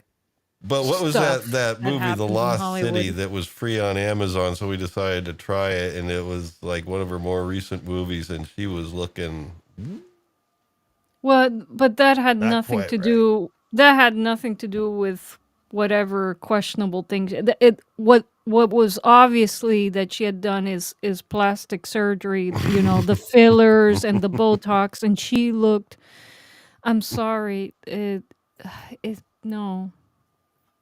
And she's a beautiful woman. She Oh, didn't yeah. need to do any of that. Well, And I mean, Well, I'm gosh, not going to no. watch this movie then because I like Sandra Bullock. Yeah, you can no. still watch. I The mean, movie wasn't good no, anyway. it's standard. It was generic rom-com basically. It But I mean, wasn't a not that I good have one. problems with good romantic comedies, but this is not one of the good ones. Yeah, I've seen a lot of her movies. Yeah, I'm a fan. But it's free. Yeah. I But, but I don't do know if I love. want to see her now that you're telling me this. Yeah, It's kind of like no. it's kind of like I love Dolly Parton, but she was so beautiful when she was younger. I don't know why she had all these surgeries. That's just my opinion, but You know what it I'm from is? Tennessee here, so you know. It's doctors selling surgeries and convincing people that they need them. That's Well, in what it her case, is. she just said she had the money and she wanted to do it, but I didn't see an improvement. Right. Anytime that we don't actually have a topic for a stream, I think we'll be okay because we can go off on just about anything. Well, that's when the stream gets interesting, mister. You Yeah. gotta let it flow. You Yeah. gotta let Plus, the universe tell you what to all do. these folks in the chat have seen this movie. They don't need me summarizing it. I agree with you, Scott. Hollywood and those doctors in that industry, maybe. Yeah, they have a gigantic industry. Well, and Selling these surgeries and Botox. well, and unfortunately, in most cases, and I don't agree with this, but it is what it is. For a lot of women, that's more important. Like men, we can go gray and we look distinguished. Not so on the, it's bullshit, but it's reality. Yeah, I know what you're saying, Mike, and there is more pressure on women as we get older. But the thing is, if you look at the result of these surgeries objectively, does it really make you look better? Does it really make you look younger? And when I look at what these women have done objectively, they do not look better. They do not look younger. And now I they're agree. pushing these surgeries onto 20-year-olds. It's ridiculous. Oh yeah, well, that's a whole nother topic. Models. I mean, it's Some of them die. or not just models, but influencers on social media. Oh God. Yeah, It's Yeah, yeah. that's a whole nother thing that I don't really get. But there's a whole genre of reaction channels now that kind of look at some of these vloggers and stuff I Yeah. agree, Scott. that Yeah. do all these surgeries, and they just don't look right. Yeah, Not human. And Kinda speaking like- of not human, like AI. Like AI, yes. Mike, yes. It's come to the point where you look at some of these people and they look deformed and they've paid for that. And Yep. don't tell me that these doctors believe in what they're doing. There's no way that they can objectively see their work and say, "Yeah, you look so much better." They're just selling expensive surgeries. Well, That's they what they're believe in doing. they believe in money. Yeah. Trust your doctor. Not Yeah. ever. Do Yeah. your research. anyone just joining us, welcome to discussion of Hollywood surgeries with dark crystal slides. In the background. Well, look what it done to these two in the caption there. Good Yeah. job, Oh man. my gosh. Oh wait, you have a sound file here. Yes, I know. I thought I'd at least play that one. Yeah. Before we go into Michael Jackson, it's not just women. Oh. Yeah, that guy, he just can't die. Can he? The news keeps going on and on. Well, that's what happens when you're that popular, Yep. I'm going to get popular after I die. People will be Like like, Buck. I got to buy that chaotic inception thing, man. Enjoy Anyway, the journey, Mike. It's all about the journey, you and know, it's been a great and journey. yeah, yes. Interesting. Well, it isn't over yet. No, it is not. No, we got No. plenty to do. And I got to see I mean, the holiday Star Wars special. yeah, Mike. Live for it. That I mean, you'll get that crossed off your bucket list next time, and you know, you can rant all you want, Scott. We're here And I about think you can find hardware. we're here for the ranting. So yeah, man. Anybody that really Scott does some good ranting. Anybody that's really going to look up this video for a hardcore, review of the Dark Crystal, they got another thought coming. who comes to earworms for hardcore reviews? Let me see. We don't even know. It's like, yeah, do a little research. Oh, Netflix had one. Lawrence gives it 2 thumbs up. Did Siskel or Ebert? All right. Oh no, copyright infringement.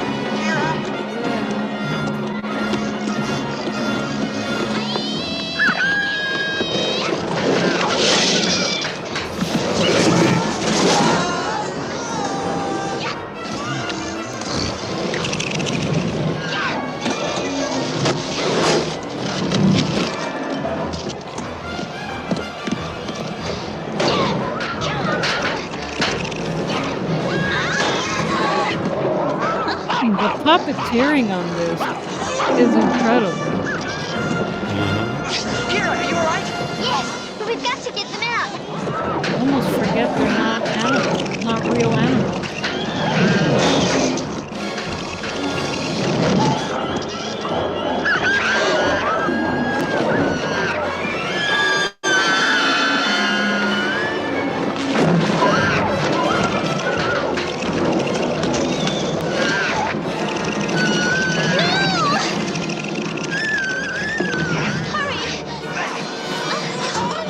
That's true, Bayona. There's a yeah.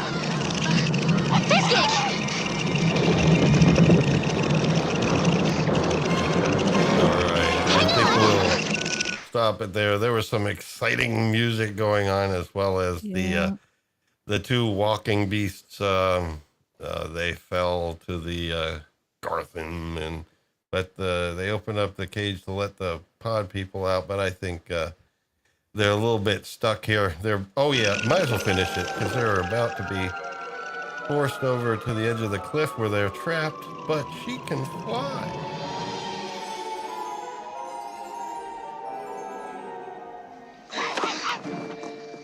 Wings. I don't have wings. Of course not. You're a boy. He's a boy. He doesn't have wings. Well, going back to the animals, Jin Henson be like, who needs CGI? Oh, yeah. Yep. I am. Hold on. Let me switch back here. Liza, could you talk again? Testing 1, 2, 3. Damn. 1, 2. No, I lost you on the stream, so I'll just Oh no. have to muddle through. Yeah. EV Mux is getting an email. All right. Should have sent it last week. Here we are.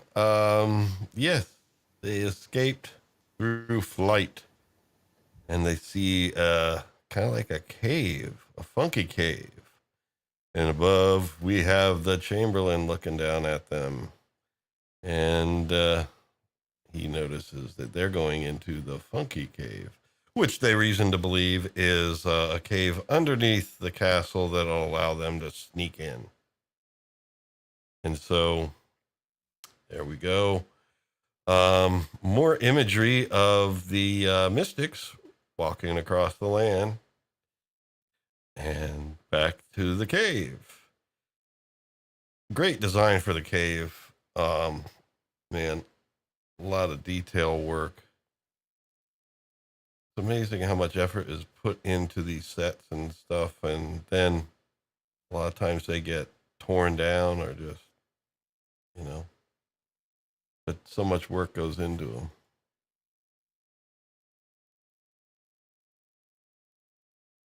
And so we are underneath the castle. And they're looking around and just making their way through. She doesn't like being in there. She didn't want to go in there to begin with. Fizzgig's, screaming and yelling and stuff. And then they notice, they've been followed by the Chamberlain, who of course goes, And then once again, he's offering to help them out, make peace between the Skeksis and the Gelflings. But he doesn't keep up that facade for long. He just grabs Jen, and then Jen stabs him with the shard, because it's about the only thing he could do, and it hurts. It hurts the hand of the Chamberlain. The shard does damage. And so we do see then the traveling mystics, one of them also says, "Ooh, my hand." So the damage done to the one Skeksis transformed over to his pair, the other half of his being, as we shall learn. Yep. But in any case, Chamberlain's pissed, and he just knocks down some rocks on Jen, who then gets buried under this little rock slide. And as what's her name, Kira, gets taken off by the Chamberlain, she tells Fizzgig to stay there and help Jen. I don't know how much of a help Fizzgig would be, seeing how he pretty much goes, that's all he does. But anyway, so there the Chamberlain takes her off, and basically there's some Skeksis in the hallway, and Chamberlain meets up with them, and they go into the chambers here where, look at me, I found the Gelfling. I did. I find. He says things like that. And that's the face he makes when he says that. And so anyway, there we go. She is now before the Emperor and the court, and it is decided, well, the guy on the left wants to kill her straight off because of this prophecy. Let's just kill her. But the one on the right there, the mad scientist doctor, says, no, we can take her essence and help you get younger.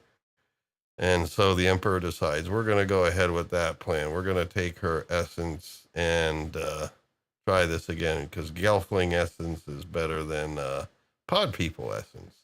So, they want to give that a shot. And let's see, what are we doing here? Should have killed her. Yeah, well, They that's need a to good make the thing. same mistake in every movie. Yeah. They don't kill him. It's good that they do. They get greedy, Yep. There you which go. is the downfall of all evil people. That's right. Yes. Greed. Yep. The root And, of all evil. Yep. Well, it's time to try and take her essence. She's strapped in. Wait a minute. Oh, no. That's where the Emperor just tells Chamberlain, tells the rest of the people, give Chamberlain his robes back, and let him go. He's free to be here again. He's one of them again. And so now we are at the laboratory, where it's time to take some Gelfling essence.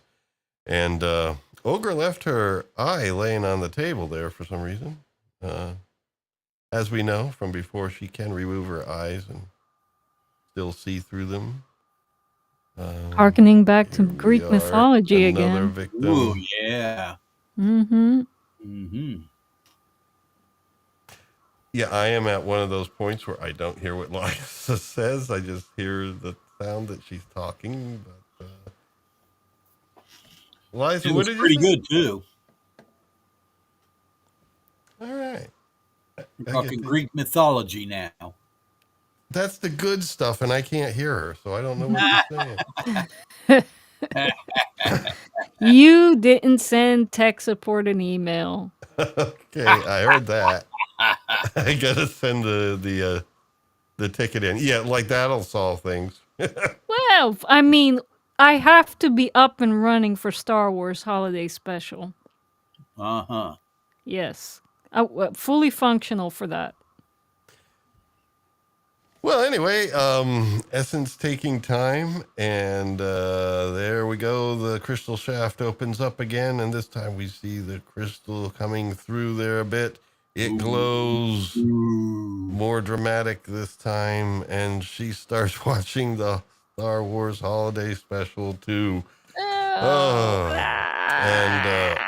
Ogre, Okay. well, no, it's actually Jen who, I guess, oh, all right, we didn't get there yet. I'm going ahead. I'm jumping ahead. Yes, Jen somehow senses this.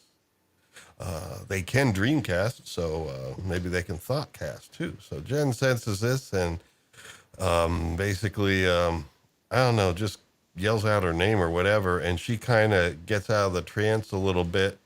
And that's when Ogre tells her, use your animal abilities. I don't know how that Ogre knows that she has some animal whispering abilities, but she is a wise woman after all. So She just then, knows.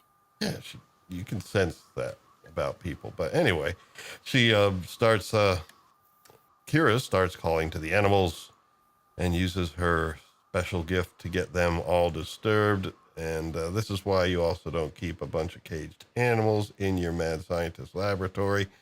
And he starts freaking out because all these animals are breaking free from their cages. Ogre's trying to get out too.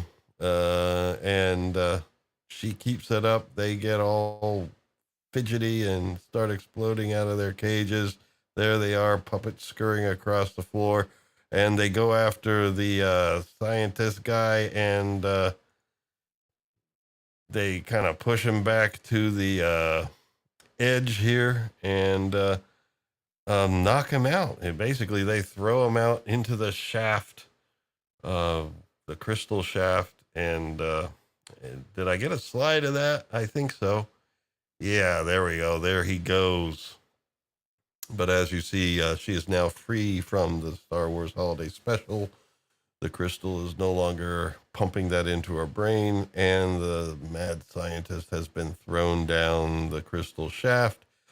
And meanwhile, outside, one of the mystics fades out. And so this is more examples of how there's a parallel between these two beings. But anyway, here we are back in the lab. The furry creatures bite away the binds, and she's able to get out, and she's talking to Ogre. Ogre's like, oh, you're too late. It's time. The conjunction's coming now. And she's like, oh, no. Well, I guess I better try anyway. And that's the end of this stack of slides. So let's move on to our next. Right here. Ooh. Oh, and we start off with some music. Heaven. We start off with some music. I think this, this was a nice transition here, and I decided to get the music from it. All right, come on, click the right thing. There we go. 11. And we go over to our music enjoyment facility. And let's see here. Let's press play.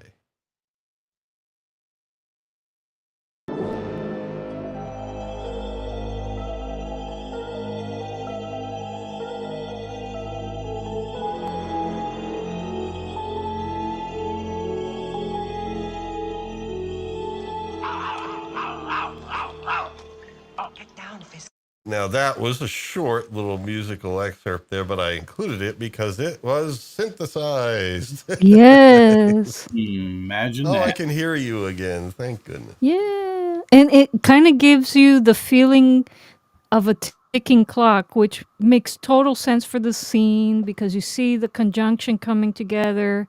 And later, when we see the dark crystal, it looks like a giant amethyst. And amethyst is a type of quartz, and quartz is used for timing in electronics. Oh. Yeah, you send because it's piezoelectric.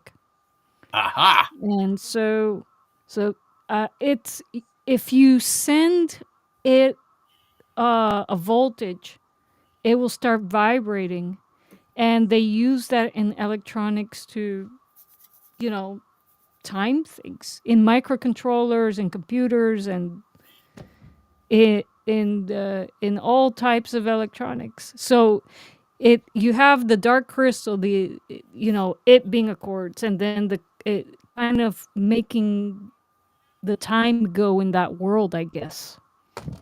I don't know. I'm guessing that that's what the music was trying to imply there. And then when you see the crystals, like, okay, Yeah, okay. definitely some good thinking there. This was also the time period, 1982, when Radio Shack had their quartz crystal radio kit, Oh, which I okay. have one. Advertising for Radio Shack is kind of like a hidden thing in there, And don't forget, Star Trek used dilithium crystals. Oh, yes, yes, dilithium crystals. But Mm-hmm. yes, were they also piezoelectric? Damn it, it's whenever I go into slide views that I don't hear her anymore. Jeez. Let me Yes. try I've been something waiting here. all night to get diabolical laughter in. Let me see. I'm going to try to get her back here by just playing a little bit of this. Hold on. Watch out.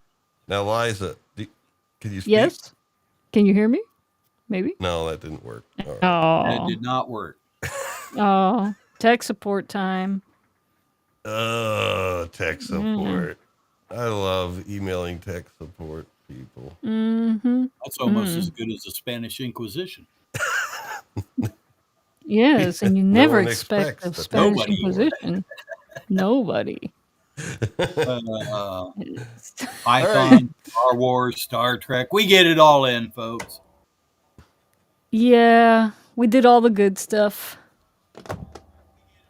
So moving on, Jen falls into a little bit of a pit. Fizzgig looks at him from above. And then Jen notices, oh, there's Gartham in here. So now what? They start attacking him. But fortunately, one of them knocks away a piece of rock, and there's a little bit of a opening there. And Jen heads for it and finds himself out here. Another beautiful piece of set design, this crystal shaft. And so he crawls up to the side to get out of their reach, and he finds himself in the shaft in which the dark crystal resides. Don't look down. What they say. Don't look down.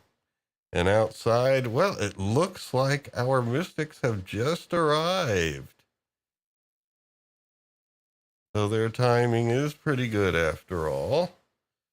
And Jen is looking up and he sees the crystal above him. So he starts to climb and make his way up to the crystal.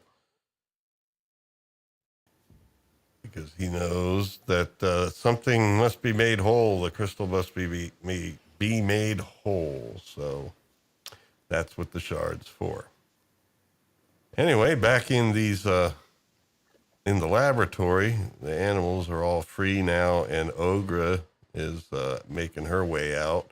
Jen finds her because in this shaft, somehow at some point there was a broken space in the wall, and he was able to make his way into the laboratory. Well, of course, that's where they get the footage in from the Dark Crystal to beam the Star Wars Holiday Special into Pod People's heads. And so obviously there is a connection between that room and the shaft. And so she fills them in with, all right, this is what you got to do. You got to hurry up. It's the conjunction time. So anyway, there are the mystics. They've just arrived, and the Gartham are there defending the place, trying to keep them out. And so they start chanting. Oh, and their chants are pretty good. They made the Gartham stand to either side. And they make their way in. So now the mystics have arrived. And Jen is making his way around, and he does find here from above. He's able to see the crystal now because he's in their crystal chamber where the Skeksis normally get their daily sunlight fill from reflecting off the crystal. So he's in that chamber seeing it from above now, wondering what's he going to do with it, how's he going to do it. And we do hear the crystal theme here, the I decided to skip exporting it. I didn't want to make too many musical examples because we hear that theme over and over again. Ooh, There's spoilers, the Scott. triangular sunlight where the sun comes in, and we can already see, okay, it looks like there's some suns starting to converge in there. And then he kind of looks away for a bit because the Skeksis are coming. The vulture Mister, people hold are the coming down phone. the Hold the hallway, phone. squawking and squacking, and Hold the phone. he hides to the side. Liza, did you say something? Yes. Good night, amicum. We had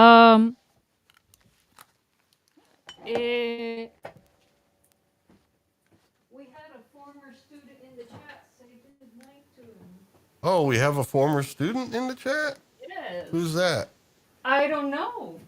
He's Mr. I don't know who it is. Well, I didn't He know. said, good night, Professor. Good night, Mike. Oh, well, good night, Amikum. I don't know which of the students you were. I don't believe you used that title for your business at that point in time, but it's good to see that you're out there making music. I'm going to check out Amikum if your channel is connected up. I'll check it out. Cool Thank beans. you for the kind words. Yeah, Scott. I just had to. Actually, Liza, you yeah. can check it out and see. Will do. Thanks for stopping by, amicum.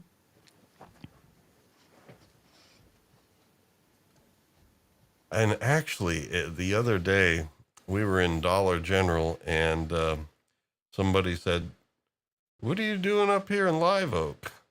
And we turned around, and it was another former student of mine from Miami-Dade College. Yeah. I think probably 2018 or something like that. Yeah. I didn't quite recognize him. Towards the end of the conversation, I kind of remember. I mean, hey, when every semester, teaching between two schools, we get like 70 or 80 new students a semester.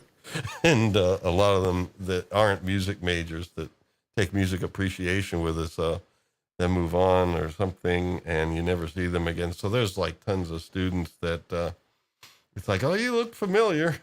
I knew you at some point. But with the amount of people, you just forget after time. But anyway, somebody else decided to leave Miami and come up here. So anyway, back to the film. Yes, the dark crystal is there. And Jen has to go over and heal it somehow by putting the shard in it. And it looks like there's a sun coming into convergence now. This is not good. We're running out of time. And the crystal, in fact, the shard, in fact, is glowing a little bit.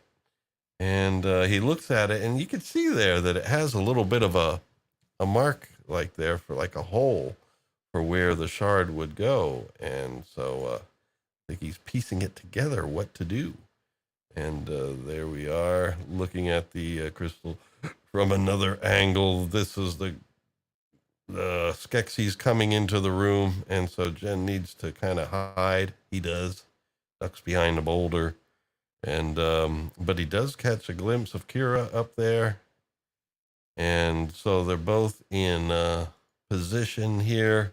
They didn't plan it, but they're actually in pretty good positions for what's about to happen. And the Skeksis come over, and the sun's nearly there. Oh no! The time is upon us. And then one of them notices the Gelflings. Ah! Gelfling! No! We should have done community theater. Upper gallery. And I think he's doing good as a solo act. Yeah. Just working my way through this. Anytime you want to talk about plastic surgeries or whatever, go right ahead. Oh, yeah. I'm just trucking along here, man. Powering through. Trucking. Oh, that's the Grateful Dead. Yeah. Now we're back to Memorex tapes. No. Yes. Oh, man. But that was cool what they did, just having that rule that you could record their concerts and Oh, yeah. because Yeah. still people wanted to go live, so it wasn't like Sheridan Perry said when he was done with it. So the fans could do whatever they wanted. Mm-hmm. And the concerts would be their own individual thing, and that's what happens when you have bands that improvise so much, is that each concert's individual and it's on its own, and you don't have to worry that it's like, oh, if someone gets a tape of that, they're not going to come out to another show. There's all sorts of other things going on, whirling dervishes and What's Too bad. that? and Maybe they should have done the soundtrack for this movie, huh? No, he did a good job. They did a good job on this one. They did do the new Twilight Zone, though. Oh. oh, The color version, which mhm. wasn't as good, of course, as the old Twilight Zone, but the Grateful Dead did do the intro. Okay, The do do do do do do. That was the Grateful Dead. awesome. So there you 17 likes. Yeah, we Yay. haven't done a Twilight Zone episode in a while. go. Oh man. Okay, moving right along. Okay, so anyway, here we are. Pull up the calendar. Yeah, we will. Yeah. So they noticed that Jen's up there, and they also notice Kira's up there, and so they call the Gartham, and they're basically freaking out. They want to get these Gelflings, and Jen is able to escape them by jumping onto the crystal itself, which is kind of out of reach of everybody, and so it's a good place to be. And as we'll see, it's where you need to be. And but he dropped the shard. The shard fell. Drop the shard. Oh no, it's on the ground, and a Skeksis is coming over to pick it up, and that's when Fizzgig gets in the act. He gets down there, starts biting. First useful thing he's done, but then he gets thrown down the pit. Oh no, Fizzgig! And Kira was quite upset about that. Man, her riding creatures died, and now Fizzgig. Oh, we'll find out later. Fizzgig's okay. No worries. But anyway, there she is. Decides she's going to fly down and get that It's a shard. very expressive puppet, by the way. It's just crazy And good. You got it. Yeah. And then Jen's like, no. Because the Skeksis said, give us the shard, girl. We'll let you go. And Jen's like, okay, let her go. Give him the shard. But she's like, no. She don't care. We got to do what's right. Here you go. And she throws the shard to him. There it is, flying through the air. And Jen catches it. Wow. And that's when one of the Skeksis grabs her, but doesn't grab her, just kind of like hits her in the back. But somehow that was a pretty strong blow or something, because she goes. I thought he to the stabbed floor. her or something. Stabbed her. Yeah. Oh, stabbed. He Oh, put okay. a sword right through her. Yeah. It was Oh, bloody well, violent. yeah. That okay. I'm glad you explained that to me. To me, it looked like he just whacked her on the shoulders, but no, No. sword. No. Put The a sword right through her. Oh, wow. Very violent. A lot of kids had nightmares later Mm. Well, because they went to bed and they didn't watch the end. well, the thing about it is you got to get used to nightmares because life has a bunch of them. So anyway, there he is. Wow.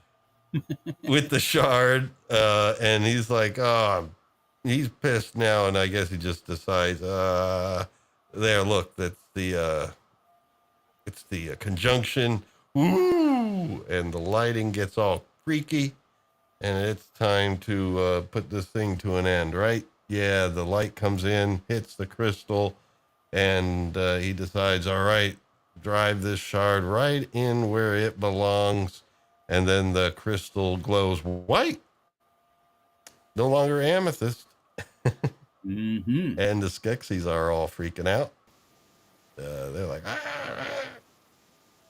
But did I skip that?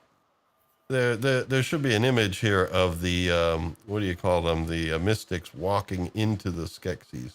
Oh no! I have that in the video. I have it in the video. That's You why. got number 12, man. 12. Yeah, I could Let's not never forget do this on music my own. cues. Be all kinds of loss. All right, we go into video viewing and hearing mode. Of course, I'm going to keep the protection on. Hopefully we see well enough. Just,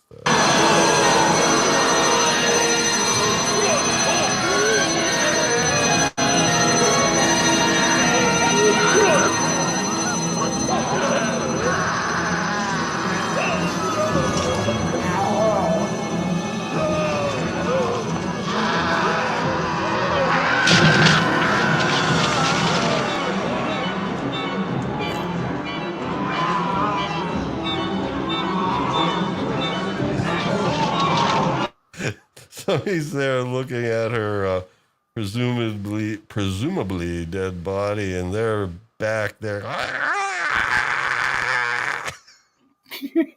And the crystal is now a different color. I don't know. That's almost getting a greenish hue to it.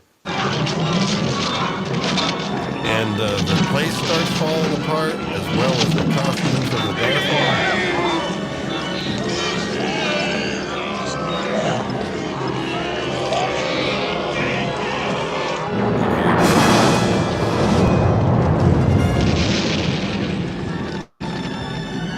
Oh, the pod people seem to have woken up from their stupor.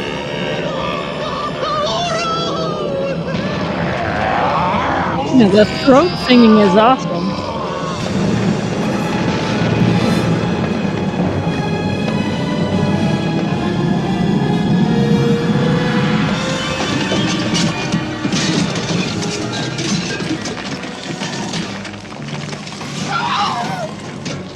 Here she is in the lab. It's all falling apart, but fortunately it's adjacent to the shaft, and she hears that this gig is out there.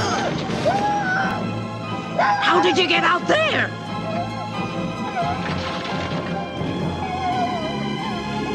Come on there.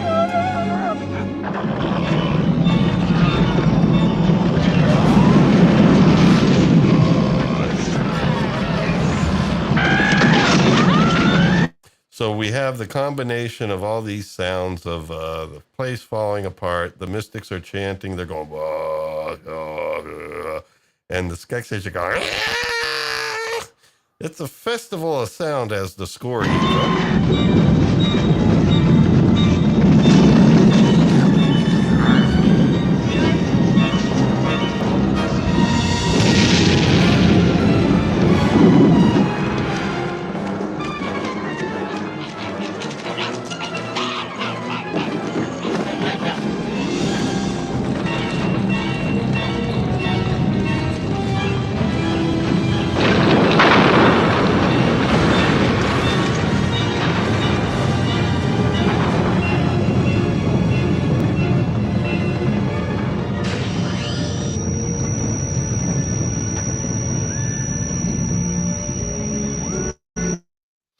Now, I'm just going to take this off just for a brief bit so we can see the whole convergence here of the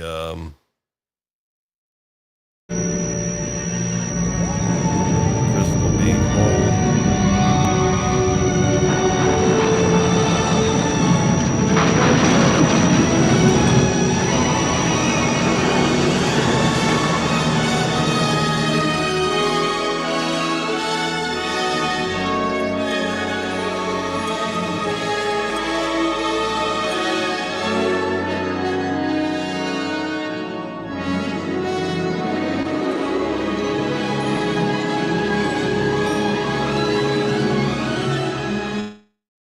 I think I'm going to have to put the protection back on here, but there you see the convergence of the mystics and the Skeksis together.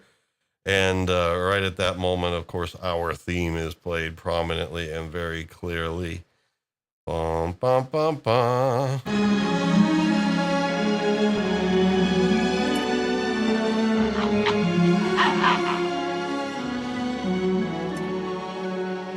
What was sundered and undone shall be whole, the two made one.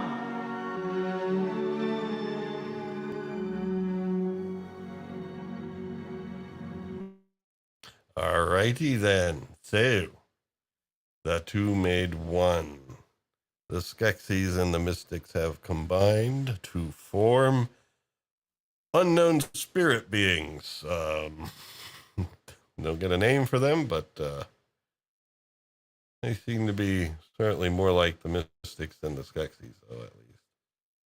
But anyway, somebody about to say something? I heard an unmute there. Yes, I was thinking about I it, can but hear you again. yeah, Thank goodness. yay. I don't know what the I don't know. Bayona said that there was a comic book behind this.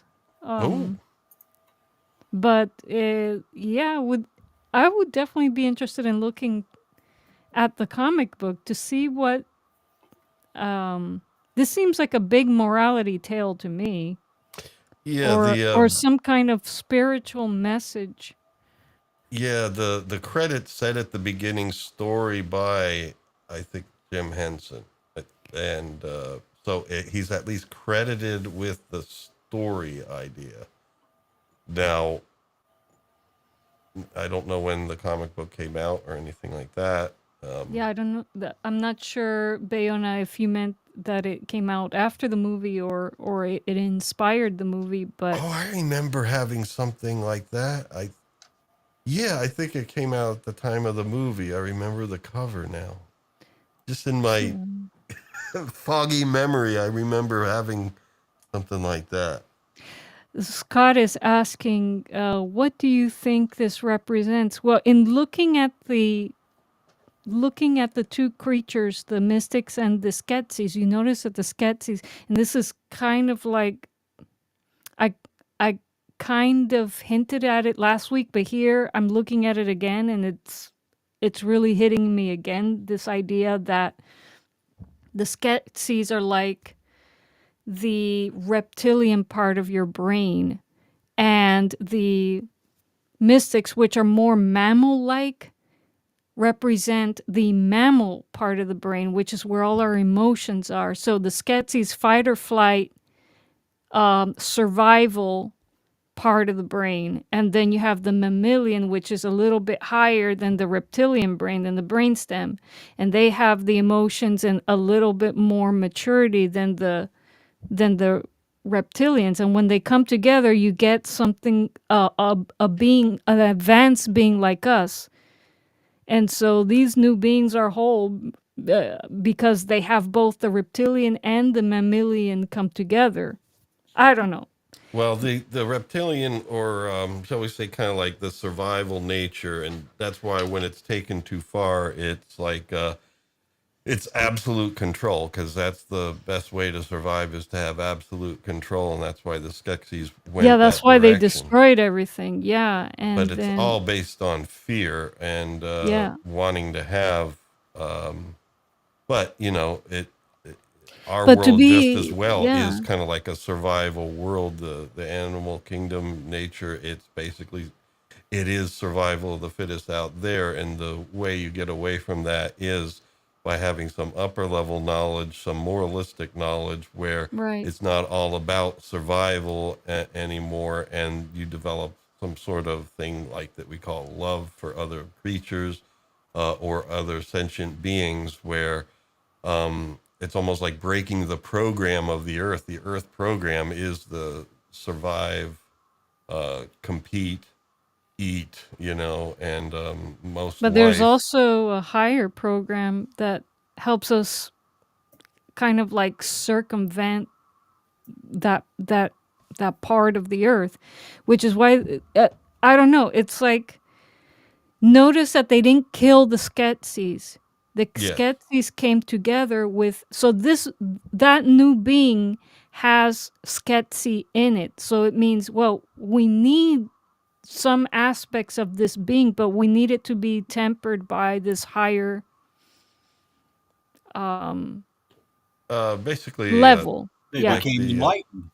Yeah, they became enlightened, but the whole being has aspects of both. And so it's, Exactly. I'm wondering, I can't like put a finger on exactly what the message behind the movie is, but I don't think it's just a good against evil type of I think thing. it's also left brain, right brain, where the left brain is the one that's more organized and concerned with the tasks, planning for the future, and basically like the survival drive. And then the right brain is more about, concepts, ideas, and just um, the arts and expression and perception of beauty and things like that. Where it basically needs to temper the left brain because it can't all be about survival, and otherwise it's a pretty shall we dismal say, existence. Yeah. dismal existence. Yeah, the whole survival drive. We need something beyond that, and so Higher than that. Yeah. yeah. I mean, it's Bayona, I agree. Yeah. what does Bayona say Well, there? He says that there should have been an origin film produced there- after this. That would have been super Well, interesting. wait a minute. Isn't that what the Netflix thing was supposed to be? Maybe a prequel, but not an Well, origin. well, now, in answer to your earlier question, there was a single issue comic put out by Jim Henson in 1983, which would be Oh. after the Yeah, film. and I In believe I had that. 2017, there was a series that was a prequel. So I don't know if any of this that you're asking is in this comic, but it was in 2017, The Power of the Dark Crystal. I might even still have that in one of our boxes, being so. Because Yeah. I remember it now. Well, I remember, Definitely have to check it out. Definitely have to check it out. Yeah. but Well, yeah, especially you're a super fan of this. You might super get fan. Yes. I love the allegory of the story and everything. I don't know if I'd say I'm a super fan. It's like I was talking about Liza. but no. Yeah, Well, you can we call love me this kind super of Everything's fan. stuff. about you, Yeah. Lawrence. I love this kind of stuff, but yeah, where you but yeah, an origin There's an story. underlying Buddhist theme in this a little bit. I'm not an expert on Well, Buddhism. yeah, but the one mystic at the beginning when Jen's master was dying, he did say, we won't see each other again, at least not in this lifetime. So, right. Well, I mean, in Buddhism, there's really, there's no good, bad without, one, it just is. So in the end here, there's that kind of combination. One cannot exist without the other, but they form one. mm-hmm. Yeah, and I guess by them being pulled together into one, there's temperance of the evil half, or what we might call evil. I guess it's basically evil is when the survival drive runs amok and is no longer restrained and controlled. Because there's a number of things that are part of that survival drive. The desire to reproduce, whether it's actual reproduction or not. The sexual drive is part of it. That unrestrained is bad. And as well as the other things like the unfortunately in the earth, it is for animals at least, kill or be killed. Even if you're vegan, you have to kill plants to eat them. Now fruit, that's true. Fruit can fall off of a tree, but still they're living cells. Life feeds on life. And it is a shame that the universe was set up that way, but at least in this physical realm, it is. And so at this point, we are getting to the point where they basically say, yes, we are whole again. And says to Jen to live in this world, and I don't know. I forget exactly what he said, but it was some pretty, you know, generic, good advice sort of thing, like take care of this world and that sort of thing. And the guy kind of like helps bring Kira back to life. And so here we also see kind of like that symbolism, like two halves becoming one. When, you know, she's back to life, and it's like you have both again, the male and the female, the sacred masculine, the sacred feminine are now able to become one as well, because she's alive, she's been revived again. So I mean, it's like a couple of things. It could be good and evil coming together, reptilian, mammalian, sacred masculine, sacred feminine. There's all sorts of different parallels coming together into one thing here. And many of those things may be different expressions of the same thing. Could be. I don't know. It's very deep. It's super deep. Oh my gosh. It's amazing. Yeah, he did such a good job with this movie because it has, enough appeal for kids, but they're not gonna. This is really deep. Yeah. So they did a good job with that. But anyway, they basically say this is your world now, and we're heading out. And so the beings themselves basically transcended. Although I do have one musical clip here, I believe. Yes, I wanted to play this 13. because the music does kind of come to a great conclusion here, and I like how they integrate the chanting and the orchestral score and a number of things here. So here we go. We get to round this off, and probably I'm not going to be able to hear Liza now that I switch to this mode.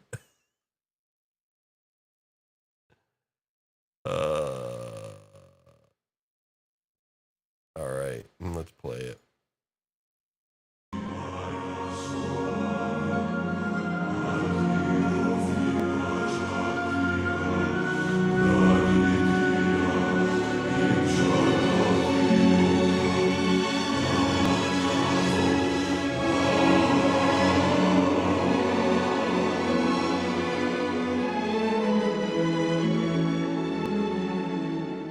Now we leave you the crystal of truth. Make your world in its light.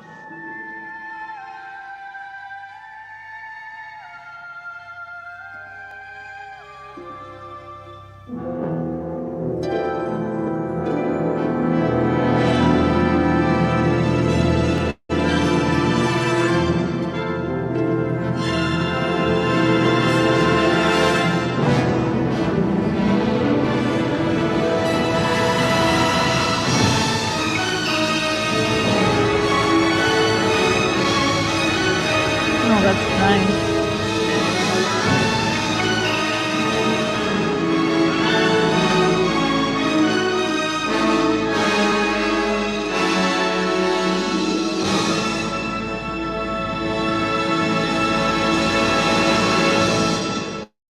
And that's actually where they begin to roll credits. So I am going to, since it's still now, I can take that down and let this sit up there.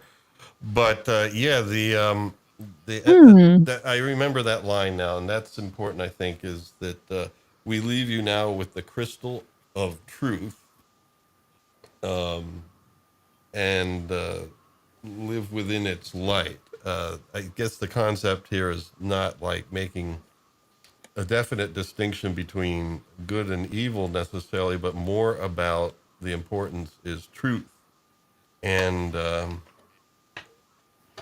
what happened was before the crystal was broken, things was not whole. Basically, like when the truth is broken, in other words, lies or deceptions occur, that's when things go asunder more than anything else, because it's almost like we have with our consciousness, we have an access to a conscience, And it's only when we ignore that conscience and kind of live in with a lie that we can really go astray. It's almost like we do have some built-in protections from going down the wrong paths in life, and that is a conscience that we have, and we need to be honest with ourselves in order to have that conscience function, because we would not do some things that otherwise we'd be tempted to do if it wasn't for that conscience. And so truth is an important thing, and being true to oneself is very important. I don't know, Yeah. maybe I'm stretching things here, but No, I think that's an interesting point. I remember one of our favorite creators mentioning that what it means to be a high vibrational person and what it means to be a low vibrational person. And he said that if you're vibing high, say if you can picture an audio waveform for a second, the center line is the truth of the audio waveform. A high frequency comes into contact with that middle line more often than a low frequency does. So higher frequencies or higher frequency people are more aligned with the truth. It's not about good or bad, up or down. It's about being in alignment with the truth. yeah, basically that at a lower vibration, you're either cresting or troughing, going out from the center line for a longer sustained period of time before returning to it. Right. That's very interesting because I knew a guy years ago who recently passed away a couple years ago. But anyway, he did he did work with not just crystals but a lot of stones. But his whole thing was he would place all these different stones on you, and the whole idea of, and you do like meditative music, that kind of thing. And but his thing was, he said, we get out of sync with the earth's vibration, and the whole point of what he did was to bring your body, you back in sync with the earth. So kind of a whole different thing. Mm. But that was Interesting. his work that he did. I called him the Stone Man. He worked with stones, and but anyway, yeah, he did a couple times for me. Once was at my Vision Quest, so it's pretty Oh. powerful kind of stuff. Wow, Mike, you got to tell us. Well, if you're allowed to tell us about that, I know that Vision Quests are supposed to be very private things, but that's Um, so interesting. yeah, there's bits you keep to yourself and bits you share. So Right. there's stuff, there's a lot I can share at some point if people are interested. Yeah, and I think Yeah, one of these weeks we yes. might just go a little bit spiritual. And we can talk about the unplanned Vision Quest. No. That would be when I got misplaced in the mountains, Oh, Ooh. Oh, because good when I story. when that little adventure happened, and I got back, the elder that I was working with at the time, she was doing a different ceremony for some people, and I came to that, and she walked over, gave me a hug, of course, and she goes, you weren't lost. And I said, yeah, I kind of figured that. And then I got scolded for well, how do I want to say, not communicating with my spirit guide, which would be the hawk. She said, mm. if you'd have Hmm. just asked the hawk, the hawk would have got you out. And I sat there and felt really stupid in that moment. Hmm. So anyway, yeah, there's yeah, big story. We got to Wow. hear some of these stories one day, Mike. We got to schedule that. Schedule it. There you go. Schedule it. After we get all of our big movies lineup. I mean, it's such an interesting topic. Yes. Alrighty then. So what is it? Next week we have the Flute Wizard, and the following week is the Star Wars Holiday Special, and following that, Star Trek for the Voyage Home with music by Leonard Roseman. We'll have to check him out. I remember the music being very good for it. Ooh. There was some pop stuff kind of integrated in with it, like when they first landed in San Francisco and they're out in the street, you hear the hustle and bustle music going on. Scott is Yeah. doing a great job of getting these likes because I Yes, look. thank you, Scott. Yeah. Oh yeah. Well, the amazing thing is, what I looked a few seconds ago, there were 17, but it said 6 people watching. So Scott's getting them to come and just hit the like button, if Oh nothing really? else. I mean, what a great job. I mean, that's No, there pretty was cool. there was Awesome, more Scott. people People, earlier. Awesome. people are stopping by just to like this. To like the video, yeah. No, I know, Lawrence, but good job, Scott. Way to Yeah, go, well, man. we want to truly Yes. connect with our audience. We don't just need buttons, but thank you, Scott, definitely, because the buttons will help later for more people to hear and to maybe get involved. But yeah, we're doing pretty good tonight. 18 likes, and there's 6 viewers currently right now, but we have been a little bit long-winded, and I have been Yeah, I should shut up. I need to go to bed. yeah. Yeah. So we're going to close it out now. We want to thank everybody. Thank you, Thank Bayona. you, Thank everyone. you, Scott, for stopping by. And what was that? Akutome? The Oh, former let student, me the find them in mysterious the former chat. student. The That was cool. mysterious former student who was in the chat. And probably left a Uh, like. That was nice. It was. Well, folks, I think Liza will be able to research that later. I think we should just say goodnight, and we leave you as we usually do.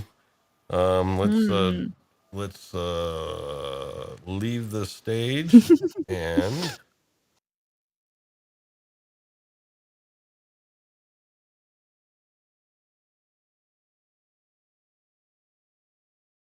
8:56. We are now leaving the air.